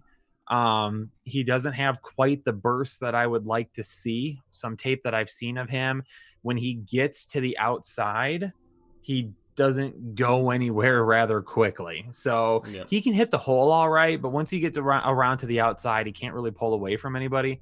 And he has a laundry list of injuries. That's right. Just got a message from Ryan. Ryan, we're picking Z Plays. Z Plays is going to be the winner of that draft guide. So hit me up in the email. Get me your information. I'll get you the draft guide. Appreciate it, Ryan. G wants to know, what do you want him to do? Is he just purchasing one or is he PayPaling? He's just PayPaling. Okay. Yes. Awesome. Really like seeing people paying it forward like that. Jake W says, will New England go with a tight end? Honestly, I don't love a lot of tight ends in this draft. They have some decent guys, but I don't think there's anybody really that's going to step in and help right away. Yeah. But you can kind of say that almost every year for the tight end position. I mean, most rookie tight ends take a year or two to get acclimated to the NFL game. So there's some talented ones out there. It's just nothing that we really expect a whole lot from this year. So we have a few people saying that Z Plays won a draft guide last night. Oh, I don't know. He did win one last night. So we're going to have to pick another one. But it's okay. Ryan didn't know that. Did Alex Katona, did he win one? Yep. Okay, never mind, Alex. I was going to pick you. Awesome. Well, Z Plays, you already won one last night. So you're supposed to email me. Kevin, draft guides are $20 now. $19.99. FantasyHeadliners.com. But if you want to buy one for somebody else, I'll give it to you for $15. There you go. If you want to pay it forward, we'll do $15 on it. I like that, Jake. That's a good one. Yep. Oh, crap. If you want to pay it forward to somebody, we'll do $15. I just about tore everything down. I got my foot caught. Awesome. So Z Plays, he emailed me, and now we got to pick another winner for Ryan. Let's see here. And then also M. St. G said, I pre-ordered a draft guide, but I also want a free one. So please give away the one that I won to someone in the chat. Your choice. And if this donation could cover one more for someone, hashtag Headliner Nation, hashtag pay it forward. Thanks. All right. So he donated 20. Okay. Y'all are being awesome. Yeah, y'all being awesome to each other. I love seeing this with people. I see one first name that popped up here that caught my attention. Cody Williams says, I didn't win one. I'll take it. Cody, email me down below. Cody Williams, one of them. How about Ray Caratini? Caratini. Email me, Ray. Now here's a selection coming in for the Jaguars. They go Laviska Chennault, wide receiver out of Colorado, going to Jacksonville. Okay. And a lot of people, there was a lot of hype around this kid, and the only reason that it died was due to an injury. It was a core muscle injury, I believe. It seems to be like he should be okay. It says he underwent pelvic surgery March 3rd. So the guy has some injury concerns, and I don't know if Ethan, our doctor's in the chat, but this guy is an elite talent. He's just got some injury question marks, but he goes to Jacksonville now opposite of hashtag Chark Week. A lot of young wide receivers in Jacksonville for Gardner Minshew right now. Yeah, and he's a guy that can do a lot of different things too. So they can move him all over the field. He's a guy that they could bring out of the backfield if they wanted to. He's a strong physical runner too. So yeah, no, I mean it's talent-wise elite. We just got to see if the kid can be healthy. If he's healthy, he's going to have an opportunity in the offense. And look at that, Matt Galloway in the chat. He's the one who ate one wing. Attaboy, Mac. Way to call yourself out. Mac. Hey, and what was the name of the person you picked, Kyle? Oh, son. Ray Caratini. Caratini. So, Ray, make sure you also email Jake. info@thefantasyheadliners.com. That's the right one, right, Jake? Yep. info@thefantasyheadliners.com. And while everyone's watching, number one, just a couple of things here real quick before we get back to the draft. Number one, we've got almost 340 people watching right now. Number one, if you're in here watching, thanks so much for hanging out with us tonight. We really, really appreciate it.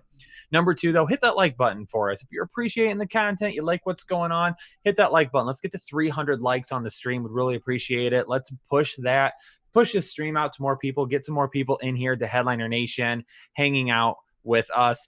But number two, we set a goal by tomorrow, 10 new supporters on Patreon. I'm going to give you my pitch here again.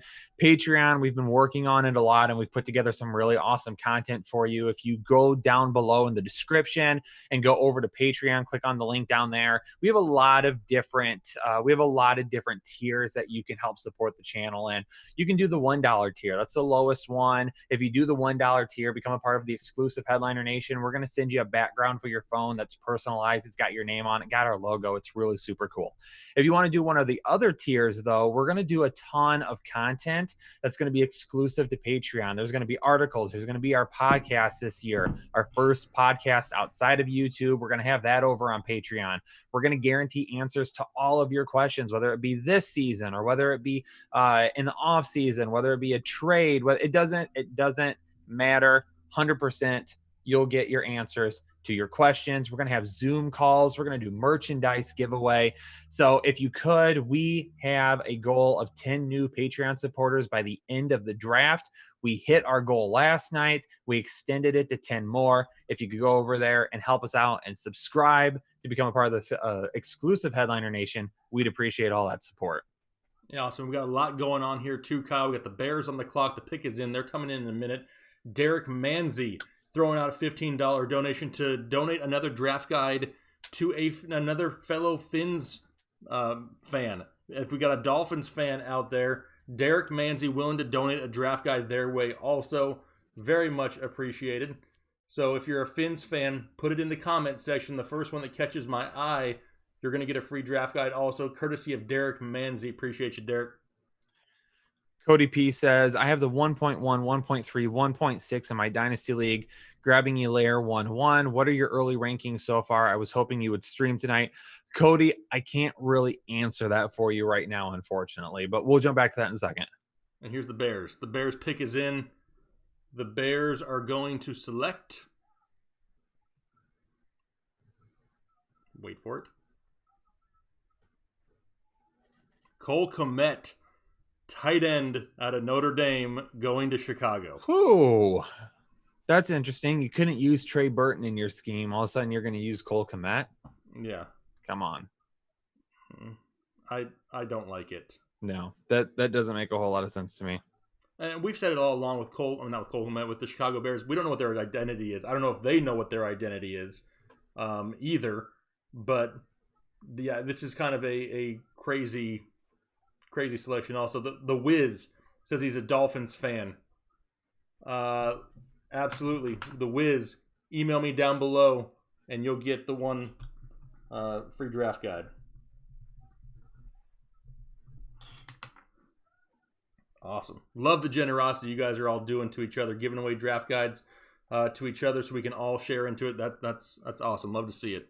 I did make a little bit of a false statement earlier because I said J.K. Dobbins was really the only guy left. Cam Akers. But you know what, Kyle? Listen to me for a second. And I saw somebody else bring it up in the chat here a few minutes ago. Who's next after Cleveland? Oh, I don't. It's Tampa Bay. And J.K. Dobbins is going to be on the clock for Tampa Bay. Please, who do I have to pray to get J.K. Dobbins in Tampa Bay? It's going to happen. I would not be surprised. It's got to happen. It's got to happen. And just to go kind of back, Cody P, want to try and answer this for you again real quick. I don't really have my rookie rankings sorted out. The last thing I want to do is just throw you a bunch of quick hot takes and say, these are the guys I have in order right now.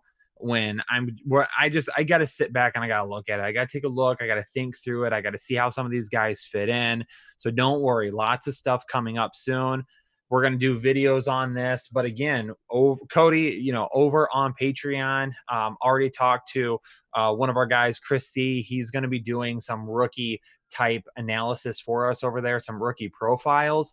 So if you all are in dynasty leagues, then 100%, if you're in a dynasty league, then you're going to want to subscribe to Patreon to find that, because he does some really, really good breakdowns of rookies. So keep an eye on that coming. Good deal there. Good deal. A lot of people asking about Grant Delpit falling. Yep, it's kind of somewhat surprising, that's for sure. George threw a $20 dono in and said, for the draft guide, fellas, sorry, no PayPal. That's good, Big G. Hashtag fantasy headliners family. That's right. That'll work, Big G. Appreciate you. That was the one we gave away a little bit earlier. Did the Bears just get rid of a tight end? I mean, they got Jimmy Graham, who's never healthy either. Yeah. Like I said, it goes back to the whole thing. I don't even know if the Bears know what their identity is. I don't know what their identity is. Are they going to use David Montgomery in the backfield? Who's their quarterback going to be? There's a lot of question marks in Chicago, and to me, doesn't really clear it up with Cole Kmet. Ian Nelson said, if we show our nips, he'll donate $40. Oh, Lord. I thought it was coming. I was like, oh my gosh, here we go. That's right. I don't know if I can I do that on the internet? I guess I could. Somebody probably report it. I can't do that. It's bad enough that you were in your underwear in a video. Yep. It wasn't even Manscaped underwear either. It wasn't. The underwear they sent me are a little too small. Yeah. They look comfortable, though. I don't fit a size medium. I'm a bigger dude than that. Let's see here. Kirsten says, are the Lions going to pick this round? They already did. They took DeAndre Swift. Yes. So they've got another running back there. Cody Williams got your email. Yeah, I have to assume Tampa Bay is going to end up going running back. So Cleveland's going to go defense here. Would like to see him go Grant Delpit. I mean, this would be the second year in a row. Come on, an LSU player. I've got a fly in here. This will be the second year an LSU player falls right into their laps. Greedy Williams fell to them last year in the second round, a guy that was looked at as one of the top cornerbacks in the league ended up falling all the way down to them, and they could end up getting Grant Delpit here as well. So this could end up being a good pick for them. Yep, absolutely. Absolutely. Nicholas Allen has asked a few times. Didn't mean to ignore you, Nicholas, but we actually talked about it a little bit before the draft got started with Justin Jefferson to Minnesota. Don't mind it. Don't love it. Again, kind of my breakdown is how many 2 tight end sets they run, and that kind of being my my worry there. Jake, do we have any other Patreon members we need to shout out? Not yet, but just so you guys know, the Wiz, Cody Williams, Ray Caratini, Carlos Zamudio, I got all your emails, so appreciate that. Sweet deal. Again, though, if you're watching right now, our goal, 10 new Patreon supporters. We've gotten 3 so far, so we need 7 more. If you're able and willing, we would appreciate that support over there. You're going to get a ton of content.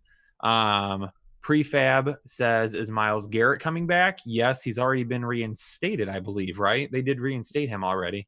Yep, I believe so. Yep.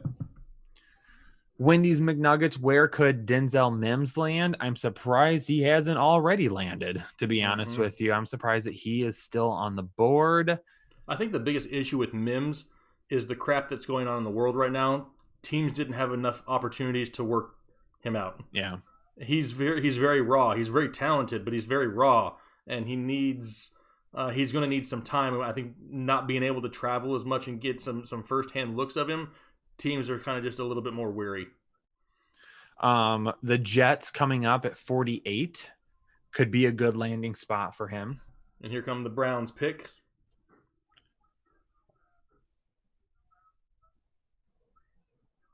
Grant Delpit just went to Cleveland. There it is. That's what I said. Yep, that's now 2 years in a row they've gotten an LSU player to fall to them. Grant Delpit coming here in the middle of the second round. Excellent pick. Not and you know what? Close. And I'm going to say this, and there's no scientific backing for this, but I'm still going to say it anyway. You got Jarvis Landry. You got Odell Beckham. You have a large brotherhood of LSU. Greedy right Williams. Now Greedy Delpit. Williams, and now you get Grant Delpit. They're building LSU is what they're redoing. They're rebuilding old LSU teams in Cleveland. And does that mean anything NFL-wise? No. I'm not saying it does. However, they kind of have that same type of mentality. And everybody wants to hate on Odell Beckham, and I get it. His diva past has led to that. However, it's a different identity, and I think Cleveland's going to be much improved this year. And now is the time for the gods to shine upon us and land J.K. Dobbins in Tampa Bay. Yep, this could be it right here. If J.K. Dobbins goes to Tampa Bay, he's probably my 1.01 over Clyde Edwards-Helaire. Clyde Edwards-Helaire. That's so hilarious. Jeez. I can't believe I just said that. The reason I stuttered for a second was because I was going to make a joke, but then I thought to myself, do I really want to do that? Yeah, no. Man, if Dobbins can get to Tampa Bay, Alex Katona, even with Baker, yeah. This is going to be Baker's last chance.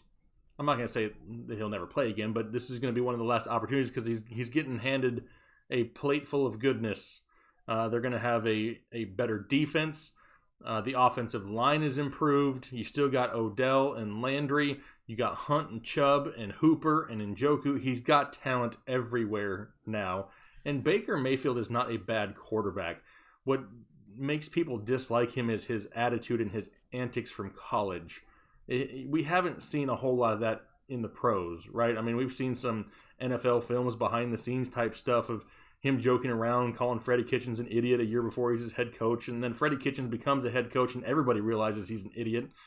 So I mean, he gets an opportunity here. Now he's getting a lot better opportunity than a lot of other young quarterbacks, but he's capable of leading them to a winning record there in Cleveland. Philip, we're on ESPN, and here is the time for come on J.K. Dobbins. Is the pick in?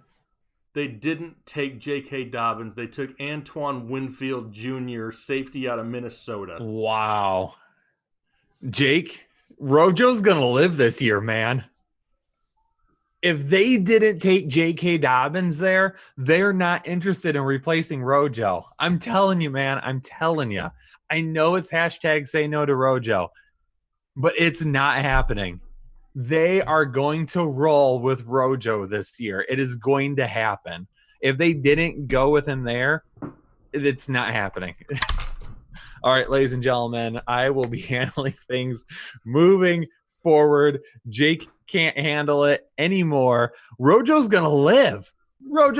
I can't believe it. I'm not even the biggest Rojo supporter or truther, but on this channel for 2 years now, we've used the hashtag say no to Rojo. If they were not going with J.K. Dobbins there, then either they really feel like they're going to be able to get a running back much later in this draft that they can use to pair with Rojo, or Rojo is their guy moving forward.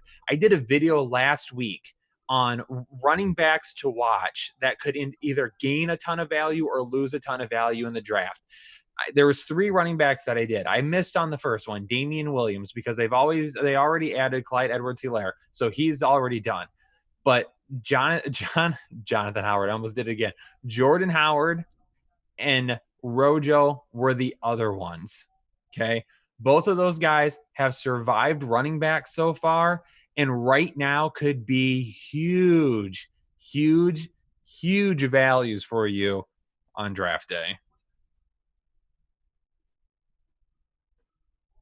Whatever. You got your running back to Kansas City. You can't win them all, Jake. I got nothing. I can't. I thought Bruce Arians was smarter than that. Did Dobbins really go to Pittsburgh? What? There's been somebody in the chat who a couple of times has said a pick out loud that ended up being correct. And they just said Dobbins to Pittsburgh. Wow. But they also called the pick for the Patriots earlier. Is it Terry? Does Terry have an advanced feed that we don't have? Yeah. Well, here's the Broncos pick.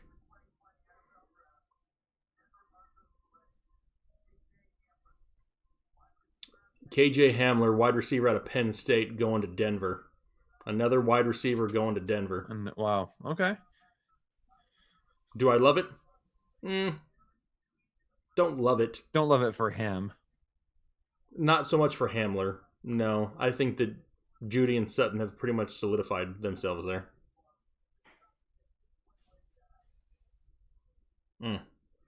I'm still bummed.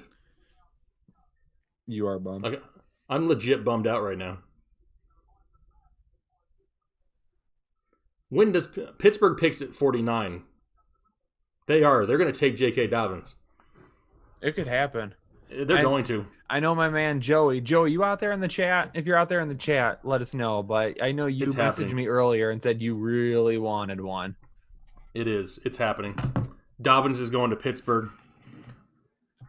It's going to happen. And if it does, he also becomes very intriguing very early also. Because I love James Conner, but I mean, he's always banged up and has issues. I mean, do we really want to rely on Benny Snail? I mean, I don't think so. J.K. Dobbins. Did you just call him Ben Snail? So I put him Snail because he's slow. Yeah. Atlanta could get their pass rusher here. Epenesa's still on the board. Yep, and we talked about them taking one in the first round. They can get one here in the second. Thanks, Ray. I'm a little bummed out. You are bummed out. This is the most bummed out I've seen you in quite some time. I hate Ronald Jones. Not personally, just fantasy football related wise. And here's the thing. I get it. I get why you hate him. I've never loved him either. I haven't. But sometimes opportunity just presents itself.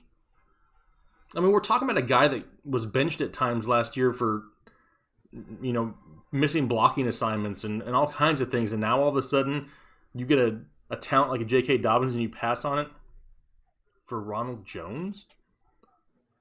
I mean, I don't know. I do like Dobbins going to Pittsburgh, though.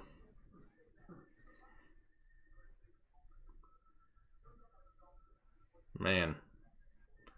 You know when you feel like you're kind of like riding a high and like you're super excited and then like time's just going by fast and you know you're now I'm just like I just feel like dropping F-bombs on the internet. I mean, I'm not going to because my son's probably watching, but that's what I feel like because it's just the wind is no longer beneath my wings, Kyle. Does KJ Hamler hurt Noah Fant now? No. Mm-mm. I think KJ Hamler is similar to what we saw with Arizona last year where they took Andy Isabella, Hakeem Butler, Keyshawn Johnson. I mean, they took a bunch of rookie wide receivers there last year. I think that Judy, Fant, and Sutton still see the bulk of everything.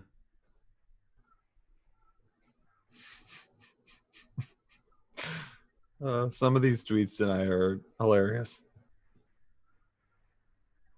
I can't do it, October. I can't do it. I'm not sending him a Christmas card. Like I said, it's nothing personal. It just doesn't make sense. I just don't get it. I don't understand it. Your window is very small with Tom Brady as your quarterback. You already have Evans and Godwin and Gronk and an upgraded it's an average to above trending above average offensive line. The defense was improved last year, one of the best run defenses in football. And you stick with Ronald Jones? Why? That offensive line is improved now, though. But still. And you have Tom Brady, and like I was talking about the other day with Tom Brady, I said this in my video. Tom Brady might not have the arm now that Jameis Winston has. Jameis Winston is definitely a guy I think can go down the field a little bit better than Brady. I'm not saying Brady can't. I'm just saying Winston can. However, with Winston, you don't necessarily need to do certain things. You don't necessarily need to give him the type of coverage that you'd give Tom Brady. Tom Brady's smart. He's going to hit his open receivers. You're going to have to pay a little bit more attention. Ronald Jones saw stacked boxes more than 25% of the time last year. You're not going to be able to do that this year. So he's going to see less stacked boxes. Now that they've worked on the offensive line, Brian Alley says Gronk loves to block as well. So Brian Alley hitting the nail on the head, another blocker there if you put Gronk on the line. So, Rojo right now for me, right this second, right in this moment, is a top 15 running back for fantasy football in 2020. He is a high-end running back too for me.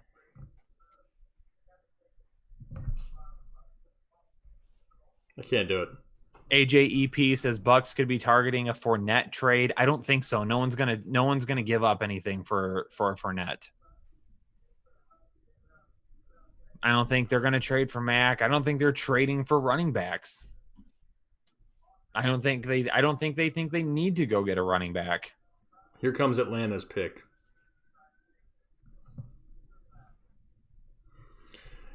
Oh.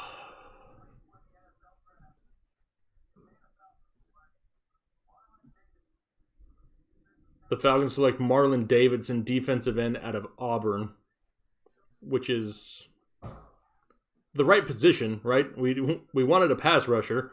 We weren't projecting Marlon Davidson to go there, but he does fill a need for the Falcons. Yep, no, that was the pick they needed to make. Epenesa making a huge fall right now, which is still kind of surprising. The Jets right here are going to need to get themselves... Wait, there must have been a trade because the Jets... Weren't the Jets just up? Now it looks like Seattle's traded up. Seattle must have traded up then? Yep.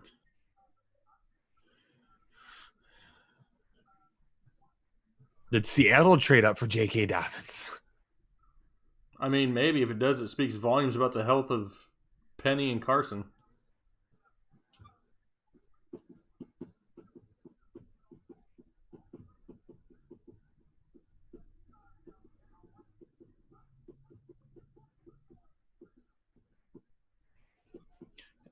N8N8 says running backs aren't super important from a football perspective, so drafting other positions makes sense. To be honest, that's the same exact thing I said about the Lions earlier.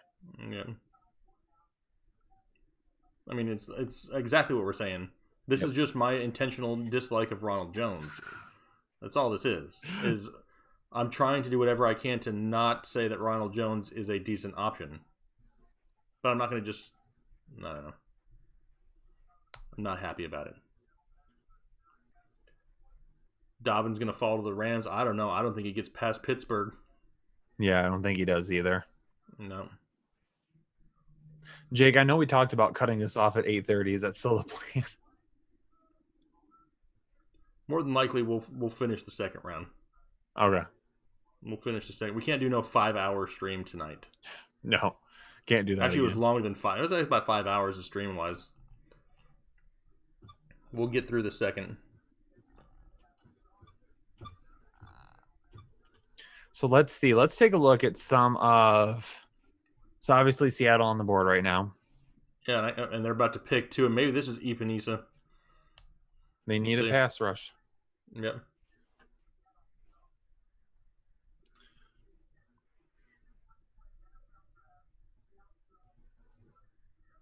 Nope. Darrell Taylor, defensive end out of Tennessee, is who they take. Nobody likes AJ Epenesa. This is interesting. He's really fallen. He is falling bad right now. He had a first-round grade for a lot of people, and here we are, midway through the second, past the midway point, and he's still on the board. But now the Steelers are, the Seahawks just went. Now the Steelers are on the clock, and this is where J.K. Dobbins could go. The pick is in already. Like literally the second they highlighted Pittsburgh's name, the pick was in. So they knew where they were going. It does make sense. Yep, it would make a ton of sense for J.K. Dobbins to go here. J.K. Dobbins still on the board. Epenesa still on the board. Zach Bond still on the board. Josh Jones, tackle out of Houston. Trayvon Diggs, cornerback from Alabama. There's still some really good players. Denzel Mims, wide receiver from Baylor, is still on the board. Neville Gallimore, defensive tackle out of Oklahoma. Jake Fromm, Cam Akers, Chase Claypool, who I've talked about, Julian Okawara, a guy that I really, really like. A little bit of a project, but a physical beast at defensive end out of Notre Dame. Really like him. You got Terrell Lewis, linebacker out of Alabama. You've got a lot of really good players still left on the board right now. Yep, a lot of players. Really, really deep second round here. Now, if Pittsburgh does go Dobbins here, what do you think happens in 2020 between Dobbins and Connor? Because Connor has produced whenever he's been healthy. It's just been health concerns. Yeah, I think you end up seeing a little bit more Connor to start.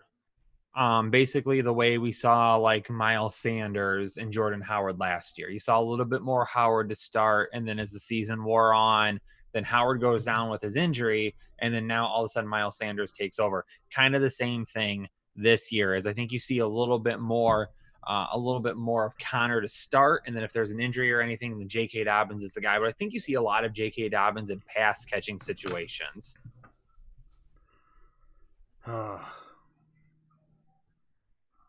But Clyde Edwards-Helaire still remains the 1.01 in fantasy drafts for rookies. If we're talking long-term, Jonathan Taylor, if we're talking dynasty long-term, Jonathan Taylor is my 1.01.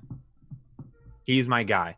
I don't know if you will see a ton. I don't know if you'll see the volume from him this year to make him a huge asset in 2020, unless Marlon Mack were to go down with an injury. I still think you're going to see a little bit more of a split because Marlon Mack is gone next year. So this is Mack's last year. They're not going to pay him. He'll move on in free agency. So long-term, Jonathan Taylor is probably my 1.01 right now. And then Clyde Edwards-Helaire after that, probably at 1.02. And then we're going to have to wait and see how the rest of this shakes out. Part of me wants to put Swift at 1.02 now, though. So it's a little bit all over the place. And that's why I'm saying, like, I gotta think about it a little bit.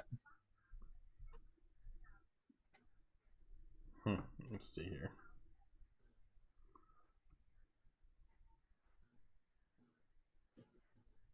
Z Plays out there changed his name to Zaire the Fantasy Headliners. And he even changed his profile picture to our logo. That is a true player right there, Z. I mean, like I said, he even changed his profile logo to ours. Hopping on the bandwagon. Everybody's hopping in the Headliner Nation community. Love it. Community has been awesome tonight.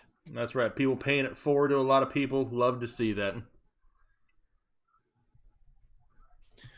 Brandon W. just texted me and said, talk more about Mac and Connor, either by low candidates. Well, we got to see Pittsburgh's pick first. We got to see what Pittsburgh does. If Pittsburgh, then yes. Then at that point, if they take J.K. Dobbins, then I'm probably done with Connor. I'm not buying Mac at all. I'm not interested in it. I don't want Mac. Not going near him now. Not touching him.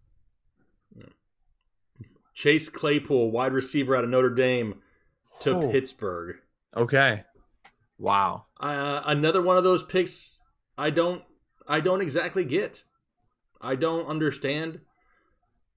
I love Chase Claypool. Nothing against Chase Claypool. The dude is an athlete. Mm-hmm. But with Deontay Johnson, Juju Smith-Schuster, James Washington, they brought in Eric Ebron.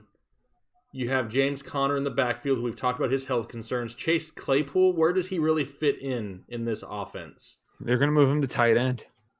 But, I mean, they got Ebron right now. I mean, what, they just they take a second-round pick? And they still have Vance McDonald as well. Yeah, I mean, he's just going to get buried on the depth chart. And the kid he is will too for right now. Yeah.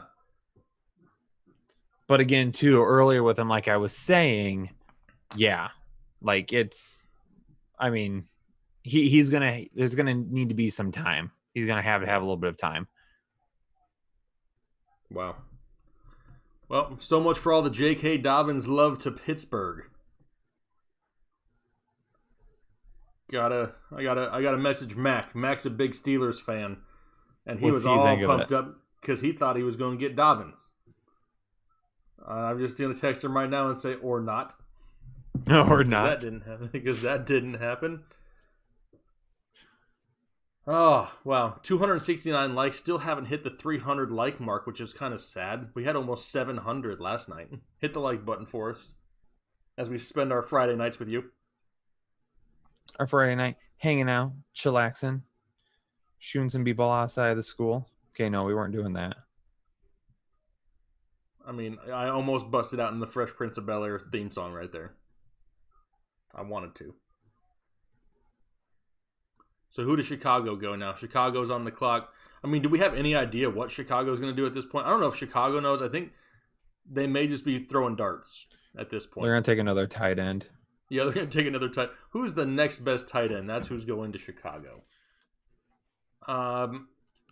Like we've talked about in the past, the identity is still so unknown there. Not completely given up on David Montgomery, but his usage was all over the place. He'd get 20 touches and then get 8 the next week. Yeah. Here's their pick, though, so we'll find out here pretty quick. Does Epenesa go here? Nope, it's Jalen Johnson, defensive back out of Utah. So, I mean, it fills a need for the Bears going defensive back. Jalen Johnson, it's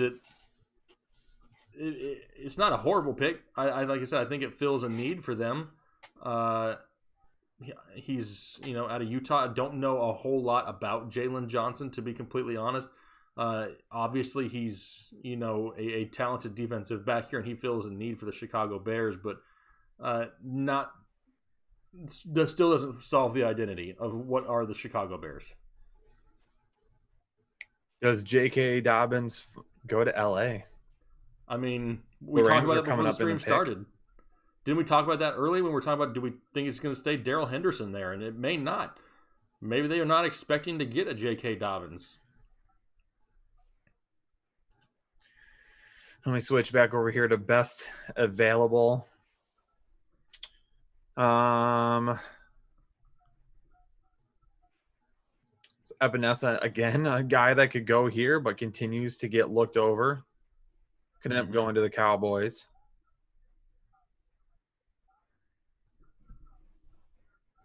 Trayvon Diggs, if they're looking at cornerback at all, could end up going here if they wanted to replace Byron Jones.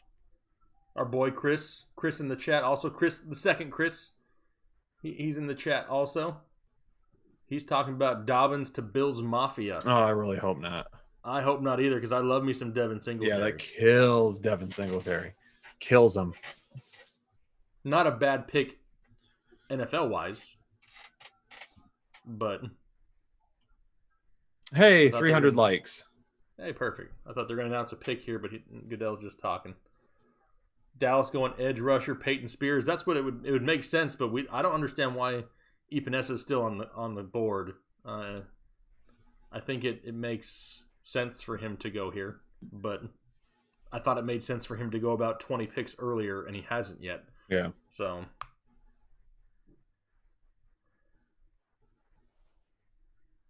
let's see here.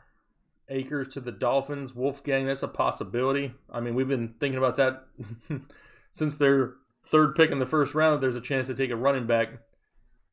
But, yeah. I hope they do roll with Singletary. Chris Candy says Bills might have to trade up to get Dobbins. Philly better not get Dobbins. That is dang right, Bobby Davishear. Oh, that would be awful. That would be horrible for Miles Sanders. Miles Sanders has a huge opportunity.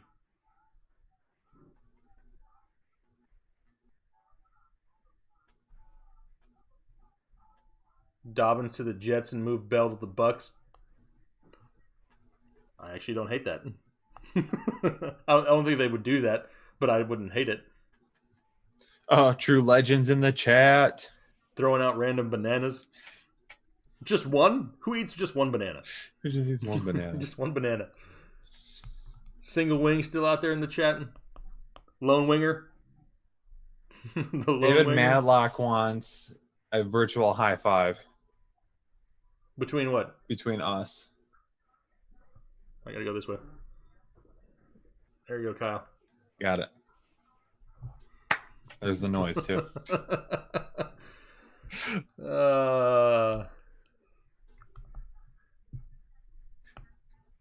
Man, it's been a different draft, and I think a lot of people expected it to be different, right? We knew that with the inabilities to do so much here in the offseason, that teams were just going to pick players that they knew they wanted. And even though it may not make as much sense to us, it's just because that may be the players they know the most about. So, still crazy that Epenesa is on the board, though.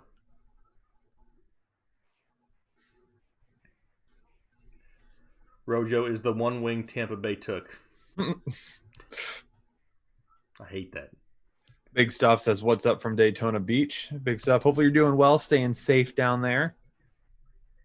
The beach open? Daytona Beach open? Some places are.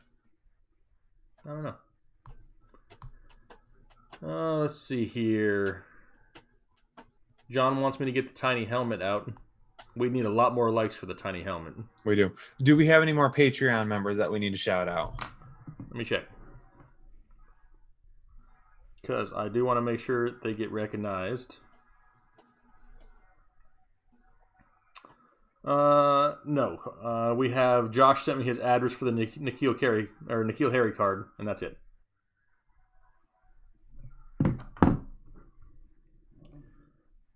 Let's see, what else do we got? 2020 draft in Dallas still. I mean, depending on what Goodell wants to say it's at, next year 2020 is gonna be in the Vegas draft. Got a lot of football emojis going out. Football emojis. Balls all over the place up in here.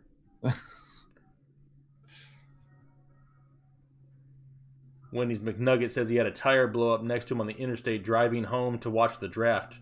Oh, You had a tire, or somebody next to you blew a tire?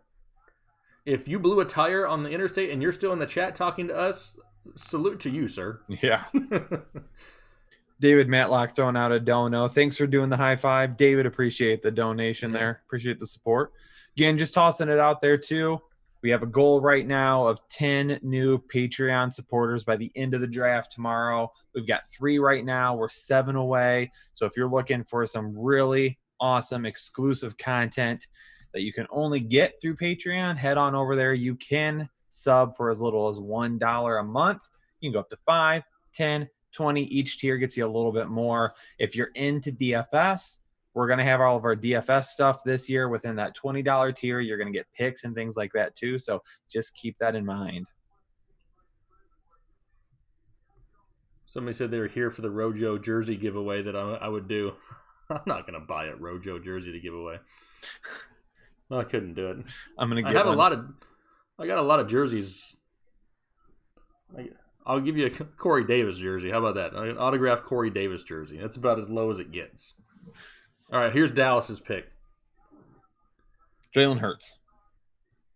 Don't say that. No, it's Trayvon Diggs, defensive back out of Alabama, going to Dallas. There it is. So, another great pick. I don't dislike this one whatsoever. The Wiz says delivering pizzas, counting on you guys to give me the analysis I need for this draft. The Wiz, stay safe out there, man. Appreciate that.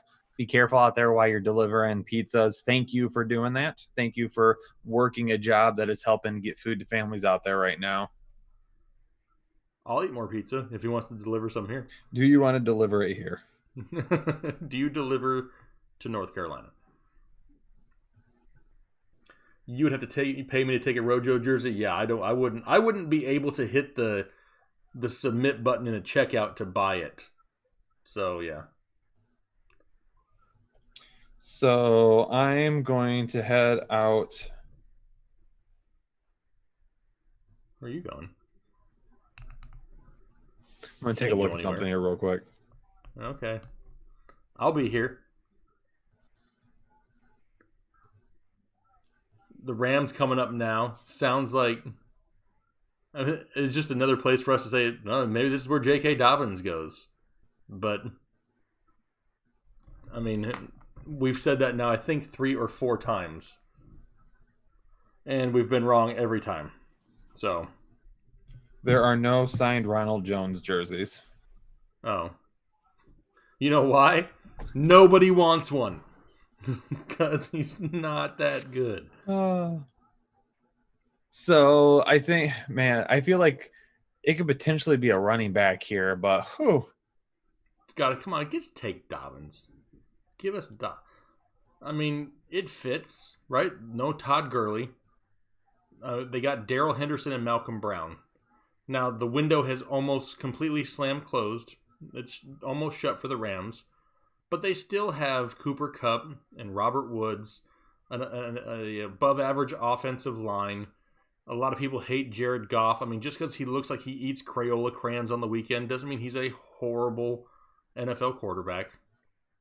But, I mean, they got options there. But we'll find out because here's the pick.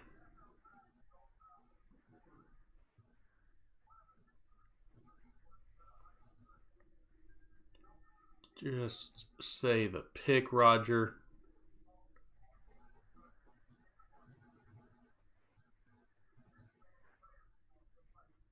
Wow. Just read the name. Seriously.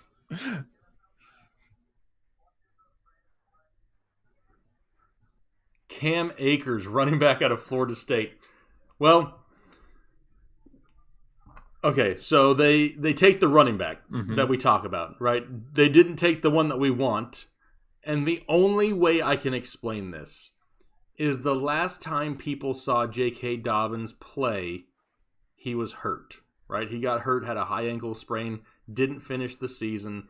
No way to work somebody out really here, not 100% at the combine. Didn't have a chance to do his pro day. That's got to be why he's falling, because J.K. Dobbins is better than Cam Akers. I'm sorry. It's facts. Maybe. Facts. That's possible. I think J.K. Dobbins. I think Cam Akers is good. Oh, yeah, he's a great option. Absolutely. I don't like this either. I get it. Never mind. Whenever I see Anna's name pop up in the chat, I'm always worried about what may or may not be said. But she goes, I'm slacking on my super chat duties because I've been busy. Here is the money I budgeted for tonight. LOL. Thanks for streaming tonight, Anna. Thanks for hanging out with us. Appreciate you, Anna. Thanks for making fun of Jake's bald yesterday.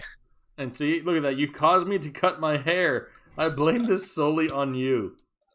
I shaved my head again. I said, you know what? I'm not letting her do it 2 nights in a row. She's not bringing it up. I love it. It's not balding back there. It's just a light shining on it. I have a light above my head. Chris threw some shade at Anna too and said painting your nails doesn't count as busy. Wow. Ouch. Wow. Ouch. So Philly's on the clock again, and their pick is in. Philly went with Jalen Reagor with the 21st pick in the first round. Yeah. Do they do something totally stupid, crazy, and go with Mims here? And go back-to-back wide receivers and just give themselves a couple options? Do it. I would. They need the help. They got to get Carson Wentz some options. All right, well, here's the pick.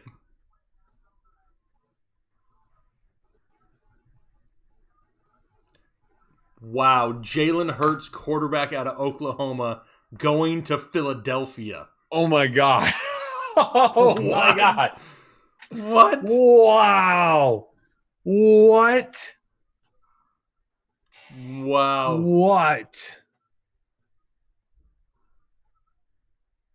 Carson Wentz right now just had his sphincter pucker. I mean, this one to me is wow. Wow.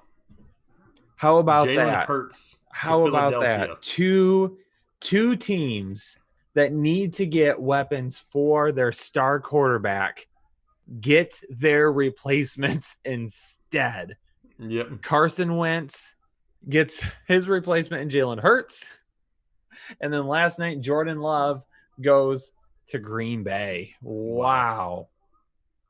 I really don't get it. I don't understand the thought process here. And a lot of people are going to come back and say, oh, you're a Jalen Hurts hater. No, I'm not. And I get playing at Oklahoma and the stats. I get all that. Not taking anything away from the football player of Jalen Hurts.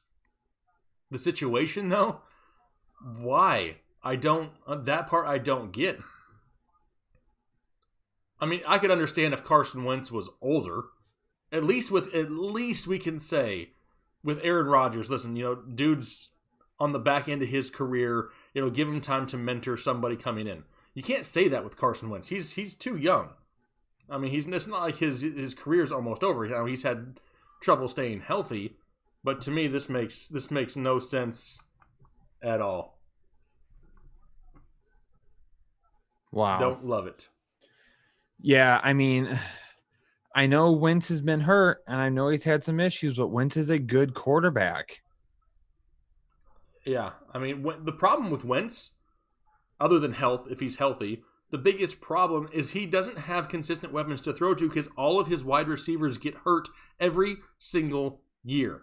The guy needs weapons. He has Zach Ertz, a running back by committee at times until Miles Sanders took over end of last season, and a banged-up wide receiving crew that at the end of 2019 was led by Greg Ward Jr.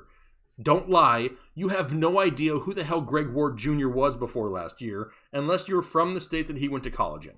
And now you go with Jalen Hurts. I got nothing. Man, that's... Do you think Carson Wentz is hashtag butthurts right now? No, Carson Wentz doesn't strike me as that kind of a guy, to be honest. I think he probably would have liked to see... At least they got Reagor in the first round, so at least they got him one weapon. I mean, they still have Miles Sanders. You still have Zach Ertz. Okay, I mean, you still have weapons there, but they really could have used somebody else. I mean, when you've got Mims there sitting on the board, I'm not sure why you decide to get your quarterback's replacement when he's still young. Yeah, I don't. Now, we talked about this at the very beginning of the draft. If you've been here of tonight anyway, if you've been here for over 2 hours, you probably heard us say this.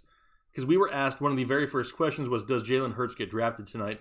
And my comment was, I can see him going to a team and playing a Taysom Hill-ish type role, where he's not the starter, but he sees, certain series, certain snaps, certain, the guy's an athlete. I mean, he can do the types of things that Taysom Hill can do that we see in New Orleans.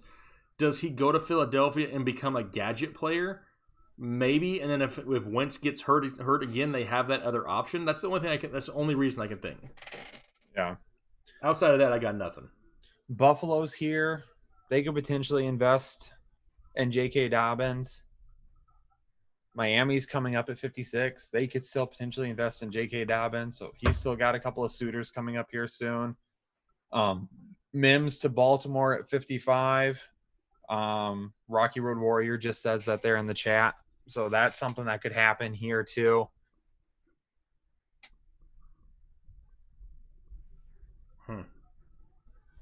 That one caught me off guard a little bit.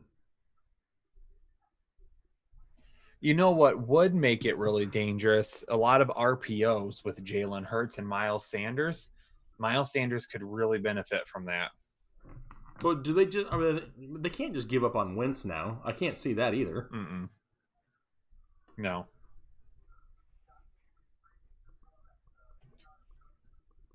Man.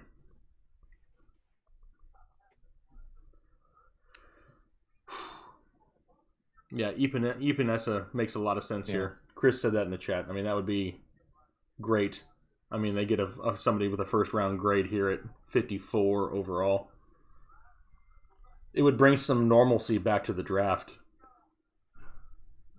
All right, here we go. And Ryan just said something I was just about to bring up. I'll wait till after this pick, though. Yep, AJ Epenesa, defensive end out of Iowa, going to Buffalo. Good pick. Great pick. Love the pick. Absolutely love the pick. And now that you got Baltimore on the clock, this is Denzel Mims territory. Yeah, and I think he's got to go here. I think that's a good pick if he does. Yep. Yeah, I mean, I love AJ Epenesa. I mean, we talked about him going in the first round. The talent is there. The motor is there. He goes to a Bills team who is much improved. They're very underrated on the defensive side of the football. They're improved on the offensive side now. They get their entire offensive line back again. I mean, those type of things just help make you a better football team year after year. And they made a smart pick here. A lot better than the pick prior to theirs. Yeah, and Mims is kind of really that last wide receiver that really deserves this type of a pick. Cheers, Chris. You called it. Good job. And he said he'd drink to that. Yeah, because really at this point, after Denzel Mims, you kind of have a big drop-off. Duvernay from Texas, Antonio Gandy Golden, Liberty, KJ Hill. Brian Edwards is a guy to keep an eye on. He would have been a lot higher if not for his injury. Van Jefferson is a guy a lot of people think are or is a sleeper in this draft. Donovan People-Jones, another guy, a speed guy that some people could take a look at. Austin Mack out of Ohio State. So Tyler Johnson out of Minnesota is a guy. Juwan Johnson from Oregon, who you got a chance to meet while we were at the Combine. Talked to him for a couple of minutes. Good kid. Mm-hmm. Yeah, he's a real good kid. Messaged him back and forth on Twitter a couple times. Good guy. Man, I'm still trying to figure out. I'm trying to find a reason for Hurts. Does anybody have any insight as to why? I mean, I just can't figure it out. Yeah, Mims to Baltimore would be huge here. I think this is definitely, they need to go ahead and take him here. You got to get somebody to go on the other side of Hollywood Brown, as he likes to call himself. And he needs to get healthy too. I mean, we didn't really see him at full speed all last year either. So the only problem I have with that is Mims is still raw a little bit. But the good part is they utilize their tight ends so well in Baltimore that they don't need to have Mims come in there and be the number one wide receiver. He has some time.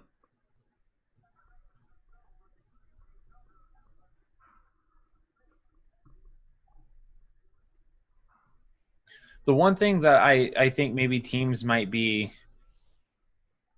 maybe moving Epenesa down for a little bit, maybe his footwork. He's a guy that really bullies everybody, really tries to push. With his footwork, he is a little bit slow. A decent first move, but if he's got to make another one after that, it can be a little bit slow. So maybe that's one reason. So I don't know. I'm surprised he fell this far. Yep, agreed. And the Ravens just quietly getting better and better. The Ravens or the Bills? I'm talking about the Ravens because they're up next. Gotcha. No, so say the Ravens coming up, and they just keep getting quietly better and better.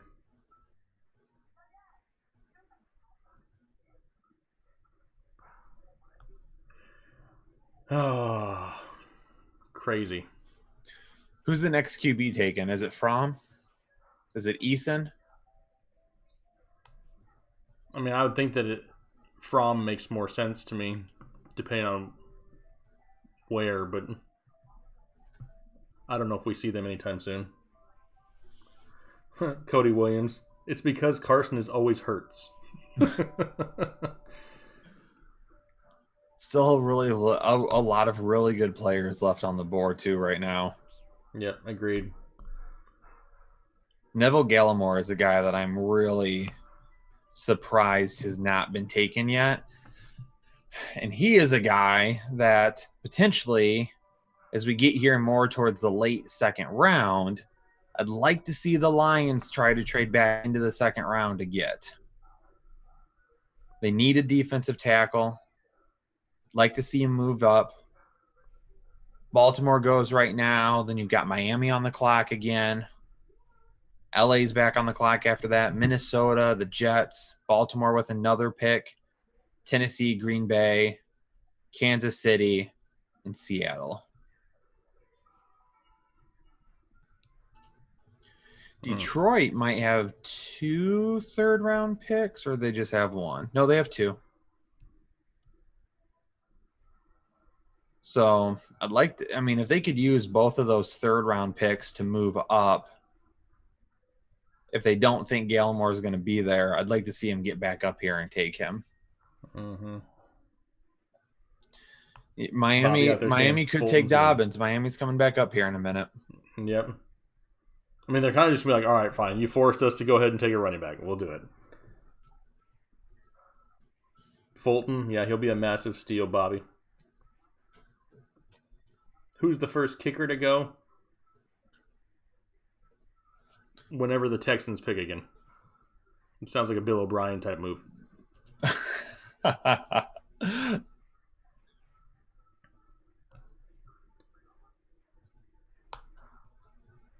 Well, the beginning of the second round was flying, and now they're starting to slow down a little bit. Slowing up just a little bit. Got the Ravens on the clock. The pick is in, waiting to hear what it is. I saw somebody bring up Kristen Fulton. Yeah. From LSU still sitting out there. Matt Galloway, we see you out there, Mac. Lone winger. The lone winger. Lone winger in the chat.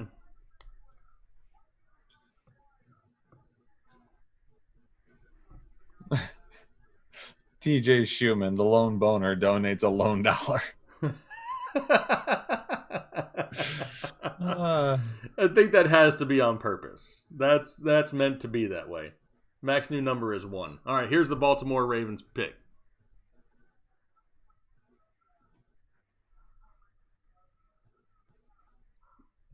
J.K. Dobbins just went to Baltimore. What? J.K. Dobbins is in Baltimore. Oh, man. Wow. No. Now, I love it. I absolutely love it in 2021. But not, yeah, wow. Yeah, I mean, Mark Ingram put up solid numbers last year. You could put anybody in this backfield, and they're going to be productive in the running game. They just run that much. And I love J.K. Dobbins. I still think that Mark Ingram gets the lion's share of the work here in 2020. But starting 2021, J.K. Dobbins is going to be the man in Baltimore. But what I do hate is I kind of expected a little bit of an opportunity for Justice Hill. And now there's probably no opportunity for him. That's what sucks. I'm a big Justice Hill fan. Yeah. I thought Justice Hill was going to get a huge opportunity. We got somebody saying Ingram is trade bait. I don't know who's going to be trading for an aging running back. I don't see it. I mean, I guess you could say that there's other teams, but I would rather have, depending on the system, I mean, you still got Devontae Freeman out there. He's not horrible. I mean, he can't stay healthy either, but I mean, wow. I mean, it's just kind of crazy that J.K. Dobbins in Baltimore. You know what this means, Jake? What? Jordan Howard and Ronald Jones are in my top 15 running backs for the year as of right now. Wow, both of them. Both of them. Both of them. That's right, Antonio. Fire up that Jonathan Howard hype train. Yes. Well, either that or they take A.J. Dillon. Everybody jump on back. I've got room for you back here, Jake. You want to? No, I still have hope. They're going to take somebody. They're going Zach Moss. It can be Zach Moss. I don't care. Dude will be hurt a week into the season. Man, well, I don't mind Jordan Howard in Miami. I've never hated it. I hated Ronald Jones in Tampa Bay. Brian Flores looks like somebody you don't want to run into in an alley in the middle of the night. Like, he looks like he could strangle you in a heartbeat. He kind of reminds me of Samuel L. Jackson a little bit. The Dobbins to Baltimore pick is 2021 huge. Man, if I am playing Dynasty Fantasy Football and I know that in 2020 I don't have a team that's going to compete, I'm spending an early pick on J.K. Dobbins. Well, I agree, but here comes Miami's pick.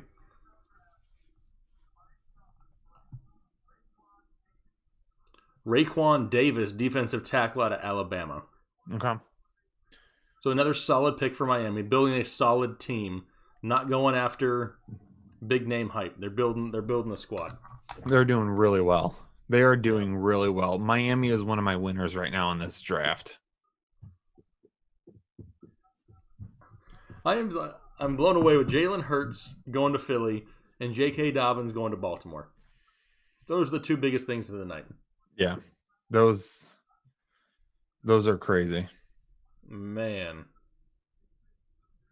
Jordan Howard is looking really good. I would take Jordan Howard over Ronald Jones in a heartbeat. You would too, right, Kyle? Do what? You'd take Jordan Howard over Ronald Jones? No. Come on, Ronald Jones. I mean, Jordan Howard has to have the safer floor.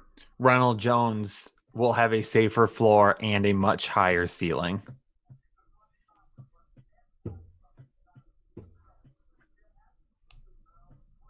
I can't say that. Can't say it. Here come the Rams. What are the Rams doing, Kyle? Do we have any idea? Does anybody know anything that's going on right now? No, probably not. Probably not. I have to. I'm not really going to take a victory lap, but I'm going to post on Twitter right now that video that I did a couple of days ago about running backs. I'm not going to retweet it.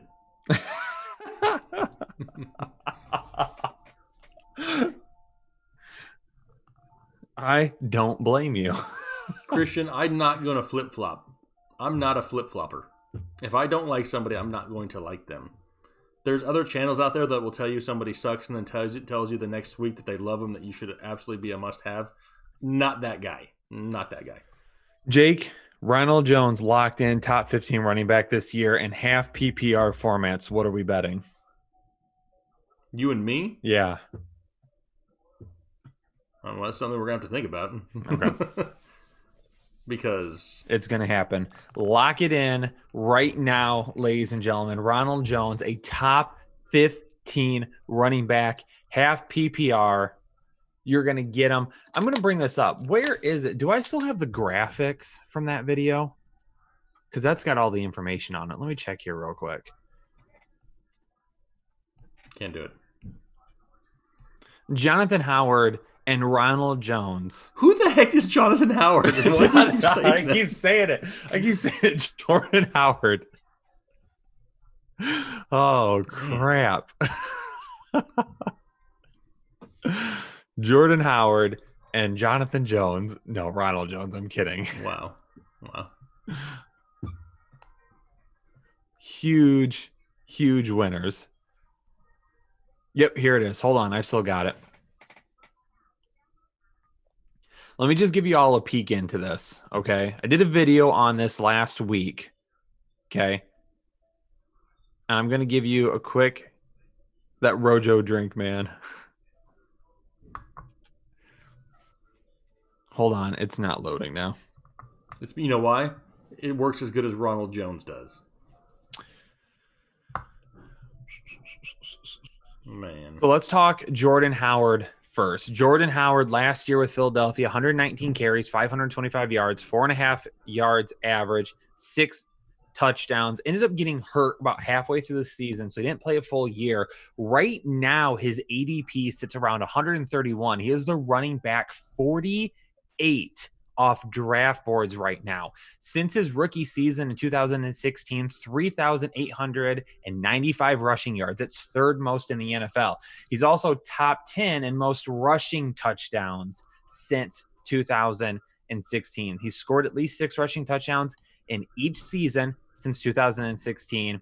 And last year, Miami was a mess because they had at least 5 running backs have 30 rushing attempts. But also keep in mind, Miami added, first off, okay, they're making the right choices here in the draft. They already got 1 offensive lineman here in the draft. They also added Eric Flowers. And if the name sounds familiar to you, it's because he was a first-round pick for the Giants, who sucked. Didn't play well at all. Ends up going to Washington last year, moves from tackle to guard, and ends up being one of the better tackles in the league last year. Performed extremely well, goes to Miami, gets the big contract. They also picked up Ted Karras from New England to play center. So they've made improvements all over the offensive line. You've got Ryan Fitzpatrick, who can launch the ball deep. Devontae Parker had the breakout last year. Preston Williams is there. They have guys that can go deep as well. You got Mike Gesicki. You've got plenty of offensive weapons. Who knows? Maybe they end up adding another wide receiver here at some point as well. Jordan Howard is definitely a guy that you need to be buying into right now. If you play in dynasty leagues, go, and you're in a win now situation, go get him. Go get him right now. You can probably still get him pretty cheap. You're not going to be able to very much longer. Now let's talk about Ronald Jones. In 2019, 172 carries, 724 yards, 4.2 yards per carry, 6 touchdowns. Okay. Huge winner here because I don't see another running back coming that can just automatically replace this guy, okay? ADP of 109. He's the running back 39 off the board right now. Running back 39. Running back 39. Hate to interrupt you, Kyle, but we got a pick coming All in. right, I'm going to come back to the Ronald Jones in just a second. No need. Let's see who we have for the Rams. Van Jefferson, wide receiver out of Florida, going to L.A. So they lose Brandon Cooks, send him to Houston. Now they get Van Jefferson out of Florida going to L.A. Nobody cares. Ronald Jones, ADP right now of 109. But let me tell you this for Ronald Jones. Last year, his yards after contact per attempt, 2.69. That was 16th in the NFL. Not bad. However, based on Pro Football Focus, their elusiveness rating, which takes into account how well a running back does getting away from tackles, if you take away the blocking that is on the play, 59.8. That was 11th best in the NFL. He doesn't have Peyton Barber there anymore to steal any of his touches. And last year, 26.6% of the time, he saw a stacked box. Let's go. I can't drop this mic.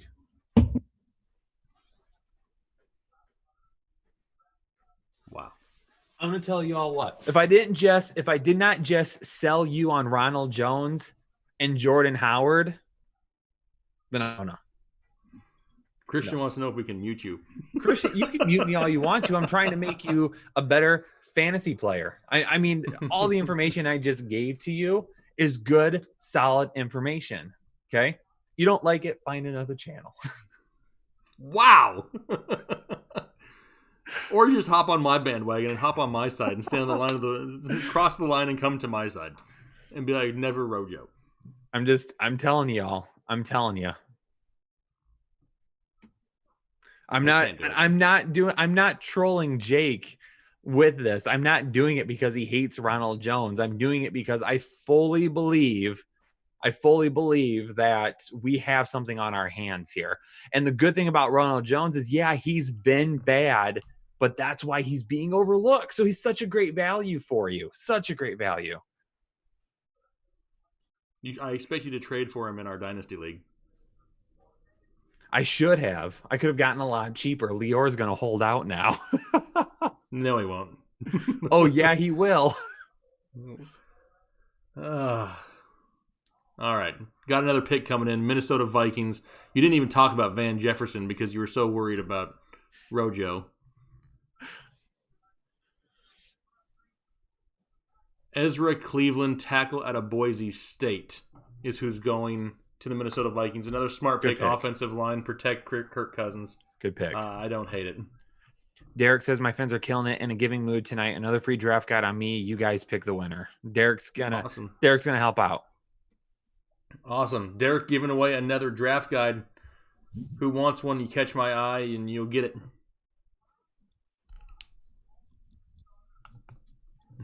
Jason says, do you all have more draft guides to give away? Do we give it to him? Oh, wait. Jason Harris is the guy that... Oh, Jason Harris is the one who donated. I mean, it was 12 draft guides yesterday that we gave away in Jason's name yesterday. We gave them all away yesterday for Jason. He is the huge contributor here for the Fantasy Headliners. Jason, we appreciate that. Yeah, we gave away 12 of them last night, all in your name. We got one to give away right now that Derek has just paid forward for somebody here in the chat.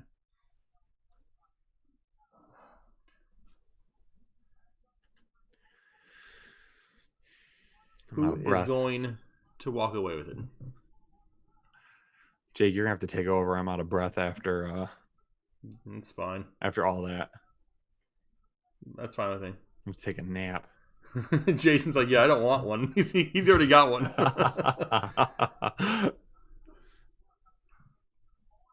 All right, let's see here. If Wendy's McNuggets didn't already have one, I'd give it to him because he says, to be honest, I wasn't listening to Kyle about Rojo. Josh, yes, I got your email. Wow. I'm going to call somebody's bluff because AJEP, I'd eat a frozen squirrel for a draft guide. AJ, you got social media?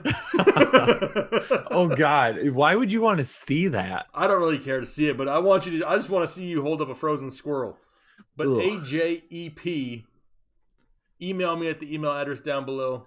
You will get the draft guide that was donated by our friend Derek up above.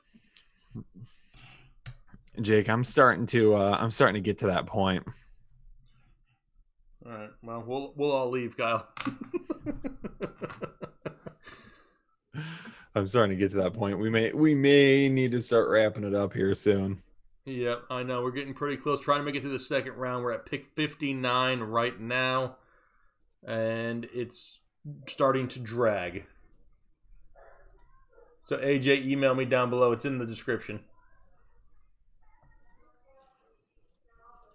I appreciate everybody's generosity. Everybody out there giving to others in the community. Love to see it. You know what I don't love? Ronald Jones. The new YouTube. Yeah, the new YouTube studio is like garbage. Crazy hard to use. Hence the reason we did 5 minutes of the show that you guys never saw, because I didn't hit the go live button. I forgot about that. Yeah. That was good. All right. Cody P. Swift, Taylor, or Judy at the 1.3. He's drafting tomorrow. Swift, Judy, or who? Jonathan Taylor. Taylor. I think I'm going Taylor if he's there. I think I go Taylor, Swift, Judy in that order. I would go Taylor, Swift, Dobbins, Judy. Right. I was just going out of those options. Yeah. That's just tossing that out there.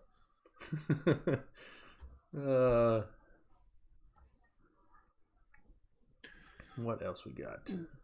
So the Jets on the clock. People thinking some Mims could fall here. It would make sense. We don't want a wide receiver here because they don't use them properly. But Mims, the bad part about Mims to the Jets is he needs some development. And can we rely on Adam Gase and Adam Gase offense to develop a young, raw wide receiver? That's the problem that makes it a little iffy. Yeah.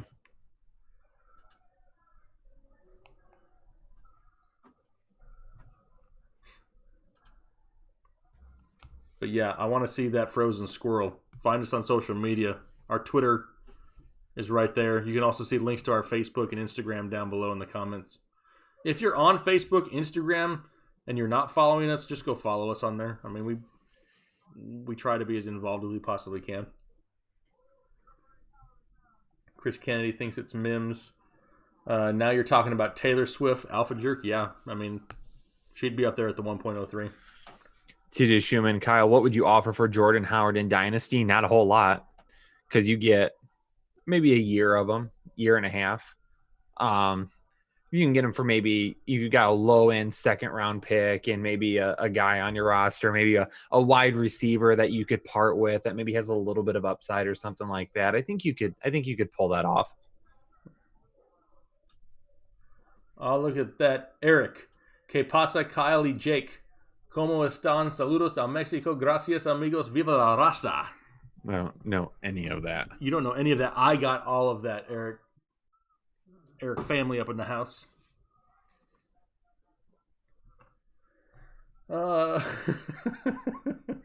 It's probably illegal. I can't unhide it because of the word that's in it, but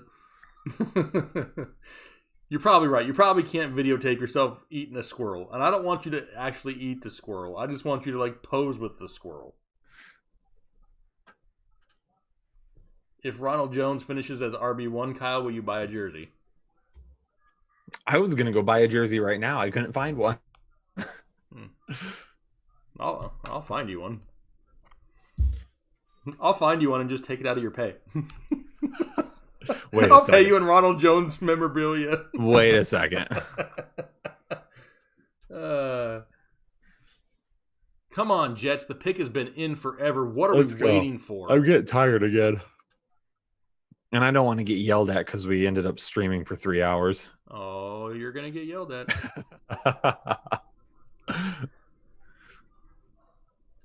The pick has been in. Adam Gase sitting there looking like he's pissed off at the world with his kids around him, like he's irritated. Right now, Adam Gase irritated AF with his kids.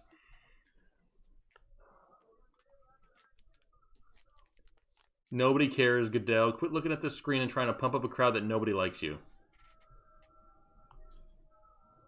All right, here come the Jets. Jets, Jets.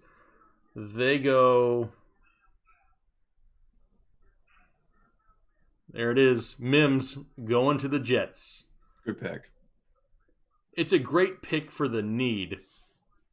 I hate to lose the talent to a team that has shown an inability to really utilize its wide receivers. I'll put it that way. Peace out, Eric. Appreciate you. Gase over there chasing that taco. Yep, that's what it looked like.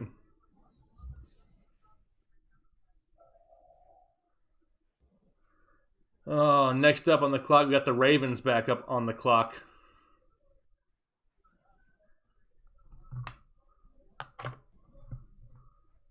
And if you're still in here and have not liked the stream, please do so to help your boys out. help some brothers out with a like. That's all we asking for. Is Gase going to ruin the career of those kids, Brian? Yeah. I'm not going to say he's going to ruin their career, but he's not going to set them up to succeed as much as they could possibly in other systems. If that makes sense.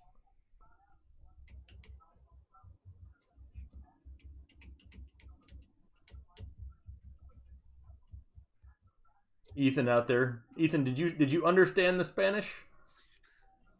Ethan, tell me you understood the Spanish. I think Ethan understood it. Oh, there's been a trade. The New England Patriots are now on the clock. Is it Fromm? Did they move up to take Jake Fromm? State Farm. Not a sponsor. Or did they come up to get Zach Bond?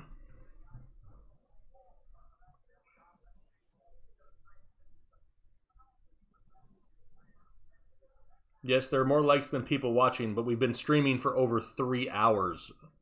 Actually, right about 3 hours. So, and a lot of people left because I wouldn't stop talking about Ronald Jones. Yeah, the Ronald Jones tirade happened and everybody left.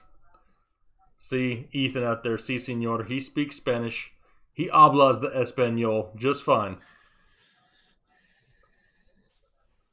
Come on, just announce the pick. It's in. We know who it is.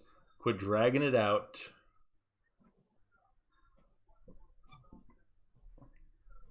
I'm glad they're showing a video of Bill Belichick's empty seat that he's not sitting in.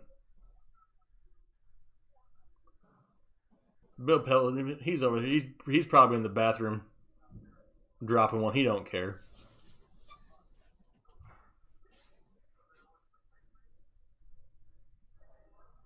I mean, how can they stall so much?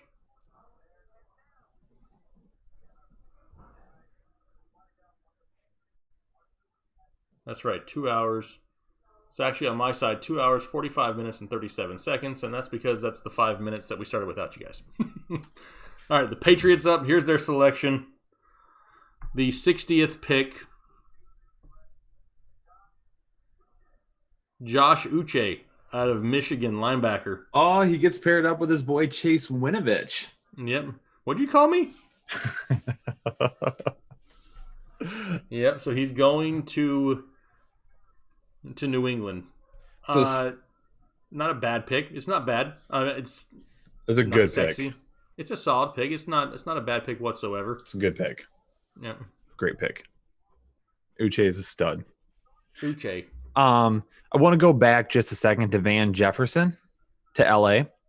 Didn't really talk about him too much because it was right in the middle of my tirade about Ronald Jones. Mm-hmm. So Van Jefferson, I don't mind this landing spot at all. Because he's a little bit more of a project in my eyes. So you still have Reynolds there, a guy that they're going to rely on a little bit as the wide receiver 3. So it gives them some time to kind of let him grow into his body and get ready to go. So I like that pick. I think in a couple of years, he could be a pretty useful wide receiver. I think he could be maybe a wide receiver 3-ish.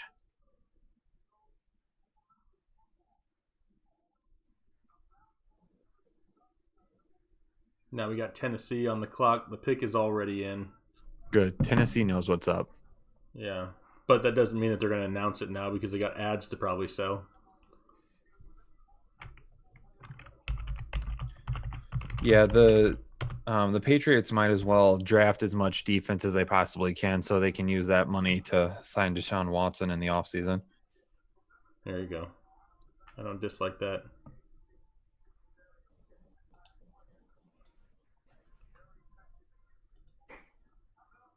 I don't disagree with that.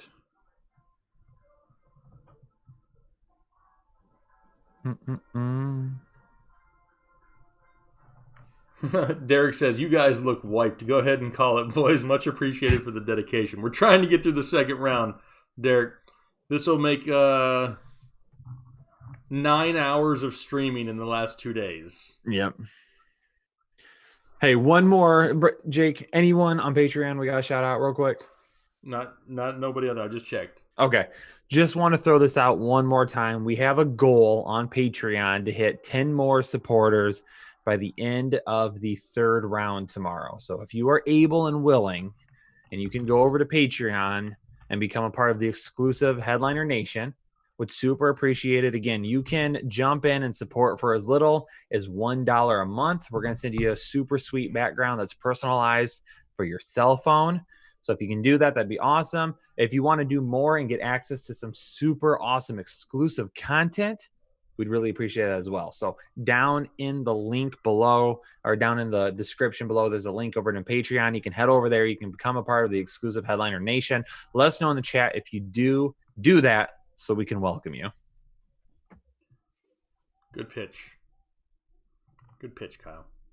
We got 4 picks left, and it's taken forever. Monroe wants to know good wide receivers left. Give me a second here, and I'll tell you. Honestly, my brain's about wiped at this point, so I got to look at the names in front of me. So right now, kind of like my top guys, Bryan Edwards out of South Carolina is a guy that if it hadn't been for injury concerns, would have been considered probably one of the top guys in this draft. So he's still sitting there. It could be a really nice grab for somebody. KJ Hill out of Ohio State is still there. Donovan People-Jones from Michigan. Austin Mack out of Ohio State. All those guys. Tyler Johnson from Minnesota is an interesting one as well, because he's another guy that a lot of people were high on. Didn't work out at the combine. Also, injury issue. He's kind of been overlooked, so he could be a late round steal for somebody. What about running backs, Kyle? Well, you got Zach Moss. He's kind of that top name on the board right now. But again, the one thing I don't like about Zach Moss is he's a little slow on the edge for me. Doesn't quite get out into that open space as quickly as I would like. And he's got a laundry list of injury issues. Ethan's in the chat, so Ethan can tell you that I don't think he scored well on his injury rating. A.J. Dillon is out there. Some people have compared him to Derrick Henry, but I don't see it. He's definitely a guy that's a little bit of a bigger back that could do some goal line stuff. Benjamin is a guy at the combine that we were pretty impressed with. He could be a guy that could help out some teams. Anthony McFarland Jr. out of Maryland is another guy that could help some teams. Antonio Gibson out of Memphis. So there's still a few. Joshua Kelly from UCLA is another one. There's still a few guys that could go somewhere and help out. Bruin backhand. As soon as I say Josh Kelly, he types it. We were right on. We were right there on each other. Whoa, now. Oops, my bad. I didn't mean it. All right. Bad. Mike Vrabel got the camera on him. No antics in the background this time.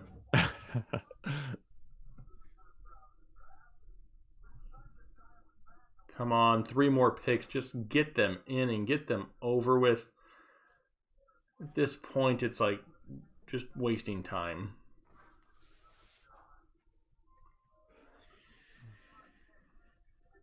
Here it comes. Tennessee Titans select Christian Fulton, defensive back out of LSU. Huge steal Good pick for the Tennessee Titans. Huge steal. Great pick for the Titans. Ethan says that Moss had the highest injury grade for any running back this year. And then Edwards had the highest, or tied for the highest injury for wide receivers. Mark Sung, just wanted to say what's up to you guys. I got first and third this past season. Couldn't have done it without all of your hard work and long hours. I sent everyone I know to you guys. Increase the subs. Mark, really appreciate your donation and your words. Thank you so much. Yep, absolutely. Glad to help out. That's what we're here for. Christian says, for your $10 Patreon subs, do you have like a Discord or some server where you answer the questions? You can send your questions directly through Patreon. We'll get notifications that they come in, and then we can answer them right there. We have talked about a Discord to doing that, but it's not something we've really been able to ramp up as of yet because we have some other projects that we're working on. But again, too, yes, those questions, we're guaranteed to answer them. You send them through Patreon. We'll respond to you as quickly as possible, and we'll get you those answers. You can also potentially be able to do some other stuff to connect with us as well. Yep. It's basically like just texting our phone. It's like a private message inside Patreon that you send it through. Yep. All right, so now we got the Packers. Their pick is in, but they're probably going to take the next 20 minutes discussing. Someone just said the Packers took A.J. Dillon. Then they're way ahead of us. That would be awful for Aaron Jones. I mean, that wouldn't make any sense. No, thank you. Awesome. Alex says, love Headliner Nation. New member bounced around on YouTube until I found you guys. Stay and put wing on. Nice. Absolutely, Alex. Appreciate you. Welcome. Glad to have you. The Titans did have a great pick, Ethan. We just mentioned Ethan's rookie guide and wanted to mention that again, too. If you're interested in some of these incoming names and you'd maybe doing a dynasty draft and you need some detailed information, Ethan has a injury guide for incoming rookies that is second to none in the industry. I mean, the dude has gone back to almost like Pop Warner football. I know I said that earlier, but there's a lot of information in his guide. It's for sale on our website for $10 if you're interested in it. He puts a lot of work. Ethan is an actual doctor. Like, he's not just like playing one on TV, and he did not sleep at a Holiday Inn Express last night. Like, he's actually a doctor, and he put in a lot of time and effort. So if that's something you're looking for, make sure you check that out. Holy crap, it was A.J. Dillon. Is it? That's what I'm seeing. It is A.J. Dillon. Somebody's way ahead of ESPN because they just announced it, but A.J. Dillon out of Boston College going to Green Bay. This is going to go right up there with some of the other stupid picks here in the second round. So here's the issue with A.J. Dillon and Aaron Jones. Aaron Jones is now toppled out of my top 12 running backs for this season because Aaron Jones had so many touchdowns last year. A.J. Dillon's going to get a ton of that work. A.J. Dillon is going to get a ton of goal line work, and he is going to steal some of those touchdowns from Aaron Jones. Yeah, no, I don't. And it may not be right away. I mean, it's not like he's going to come in week one and just steal a bunch of work. But the fact that they even look that way, to me, doesn't make a whole lot of sense. Thank you to the Packers and the Bears for just messing this all up. I mean, yeah, there's a few people that just messed it all up. The Eagles, what were you thinking with Jalen Hurts?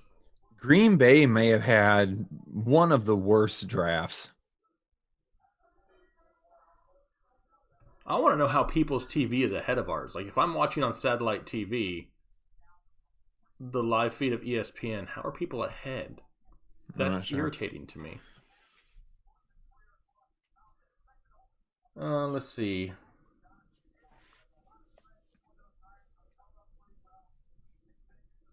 Draven, why are they so committed to finding a committee when they need a wide receiver? Great question. We've been saying they need a wide receiver there for a while. So I wish I knew that answer for you. But we don't. Wow. So now we get the Chiefs on the clock. The Chiefs went Clyde Edwards-Helaire in the first round. Where do they go now? Anybody want to take a guess that hasn't seen it already?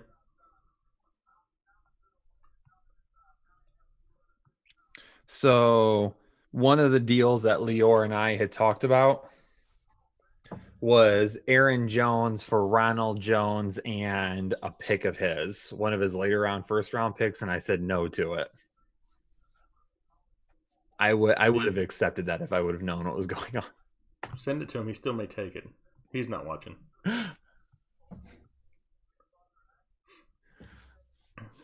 Jeezy saying that we're behind too. I mean, I got live ESPN on. I don't know what else to tell you. Funchess is going to be a thing this year, apparently.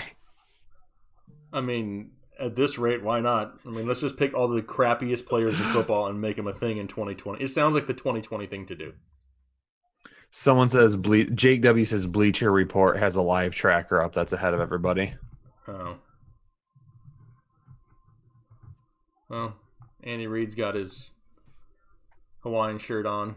They've already made the pick. They're done working. ESPN just doesn't seem to give two craps about everybody's life.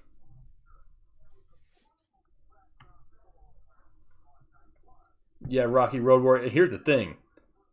I have fiber optic internet, so I know that I'm not lacking bandwidth. Like, I have plenty of room. And where I live, I'm like the only person on it. So I got great internet. So it's not the internet speed. Walter Rosales says Clyde Edwards-Helaire or Jordan Howard. Please help me pick from these two. If we're talking long term, it's 100% Clyde Edwards-Helaire. If we're talking 2020, I think they're both going to end up being pretty close. If it's like a half PPR or a PPR league, I would potentially kind of lean Edwards-Helaire's way just because of his pass catching ability and that offense that he's in. But Damian Williams isn't just going to disappear into the dark either. I mean, I'm assuming he's still going to get some touches there. Yeah.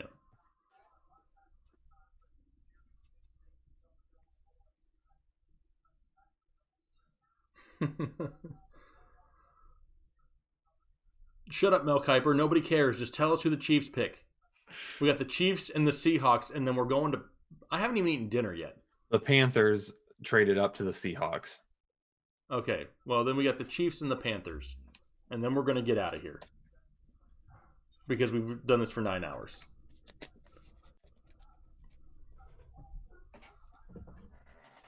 ESPN does hate us, Peyton. They just want our money. They want us to watch for hours because if they don't, we won't watch them for any other reason. Yes, all right, what is Kansas City doing? Walter says, thanks, Kyle. You guys are awesome. Appreciate it, Walter. Thanks so much for hanging out with us. All right, here comes Goodell. The Chiefs select...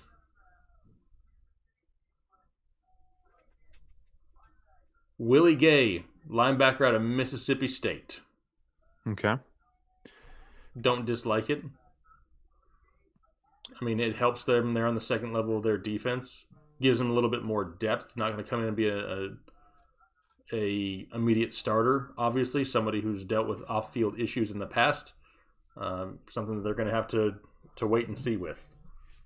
We're getting a lot closer to Gallimore falling to Detroit in the third round, which is awesome because I had him in the first. Perfect. I saw a keeper question. Cody says, so I am in a keeper league and I have Devontae Adams, Chris Godwin, Aaron Jones, and Gurley. I can keep 2. It's looking like I should keep Adams and Godwin now, right? Yes. Mm-hmm. Yep, I'm keeping Adams and Godwin.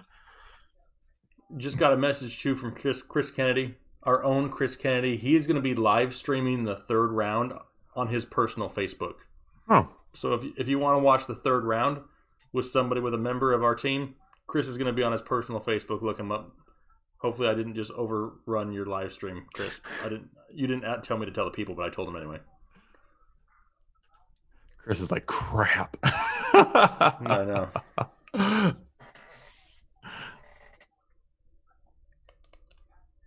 Are we bouncing after round 2? We are bouncing off after round 2. As soon as round 2 is done. Like after this next pick. Boom. Kyle told me, kid, we live stream for 2 hours. It's been 3 hours. I'm surprised Kyle's phone hasn't got a message yet from my wife. Wait a second. Wait. I would like to just clarify something. I said an hour. You said 2 hours. I said a little bit ago, are we done at 8:30? You said no, we're going to the end of the third or end of the second. I'm already in enough trouble with your wife. Let's not make this worse. Yeah. I mean, that makes it sound weird when you say that. You got something else I need to know? That I'm in Why are you trouble? in so much? Yeah. Because I am. You specifically told me that earlier. Yeah, you're in trouble. Your exact words were, my wife hates you now. Well, the pick is in for Carolina. It's the last pick of the night. And what does ESPN do? They go to a commercial. So Mario says they took Jeremy Chin. Jeremy Chin? Mario, are you joking with us? If you're not joking with us, we appreciate you, and we're gonna bid you all adieu. Mario said later, y'all. Well, by the time we do our sign-off, Kyle, we'll probably know the answer for sure anyway. But it will. It's been a few hours. We've done 9 hours of live streaming in the last 2 days, talking NFL draft. Now is the time for me and Kyle and the rest of the team to go and start to put together all the information for these draft guides that we've been giving away, that we've been talking about. These are not just, we're just going to throw some words on a piece of paper and just hand it out and buy our guide. No, we put a lot of time and effort into these guys to make sure they are the best. If you don't believe me, go back and look at past videos from 2019. You will find comments upon comments upon comments of people who won their fantasy football championships and stuff. So we put a lot of time and effort into it. We don't just wing it trying to put a product out that's not very good. So that's what we're getting ready to go do. That's what's on the docket for us. Plus, we'll still be doing our weekly videos here on YouTube, and Patreon is going to be kicking with material, also audio podcast, articles, videos, graphics, all kinds of stuff going on. But for myself and Kyle, I know we've had fun. We've had our fill. The second round is now over. Most of the big names are off the board. Now the players that you see coming off the board are going to be the ones to help fill out the rosters to give that depth. Still a few names to watch, though, but we'll watch it together. We'll be tweeting on Twitter, I'm sure, so go follow us there. Our handles are on the screen, but I'm ready to go eat dinner, Kyle. Yep, we're going to get on out of here. Thanks so much for all the support, for everyone last night that joined Patreon, for everyone that joined Patreon today. Thanks so much. Thanks for just hanging in the chat, though, and just coming here and watching and your kind words. Most importantly, though, thanks to everyone who paid it forward today. Very awesome of the community to try and help each other out.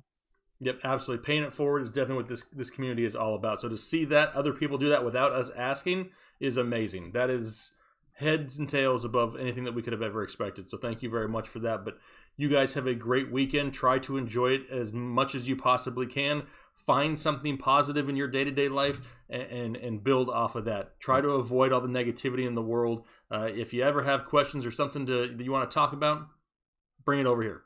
Come leave us comments on videos. We'd love to communicate with you guys out there in the community. So hopefully you have a great weekend. For myself and Kyle, thank you for tuning into the live streams here the last 2 days. And with that, Kyle, I'm going to click the end stream button. Bye, everyone.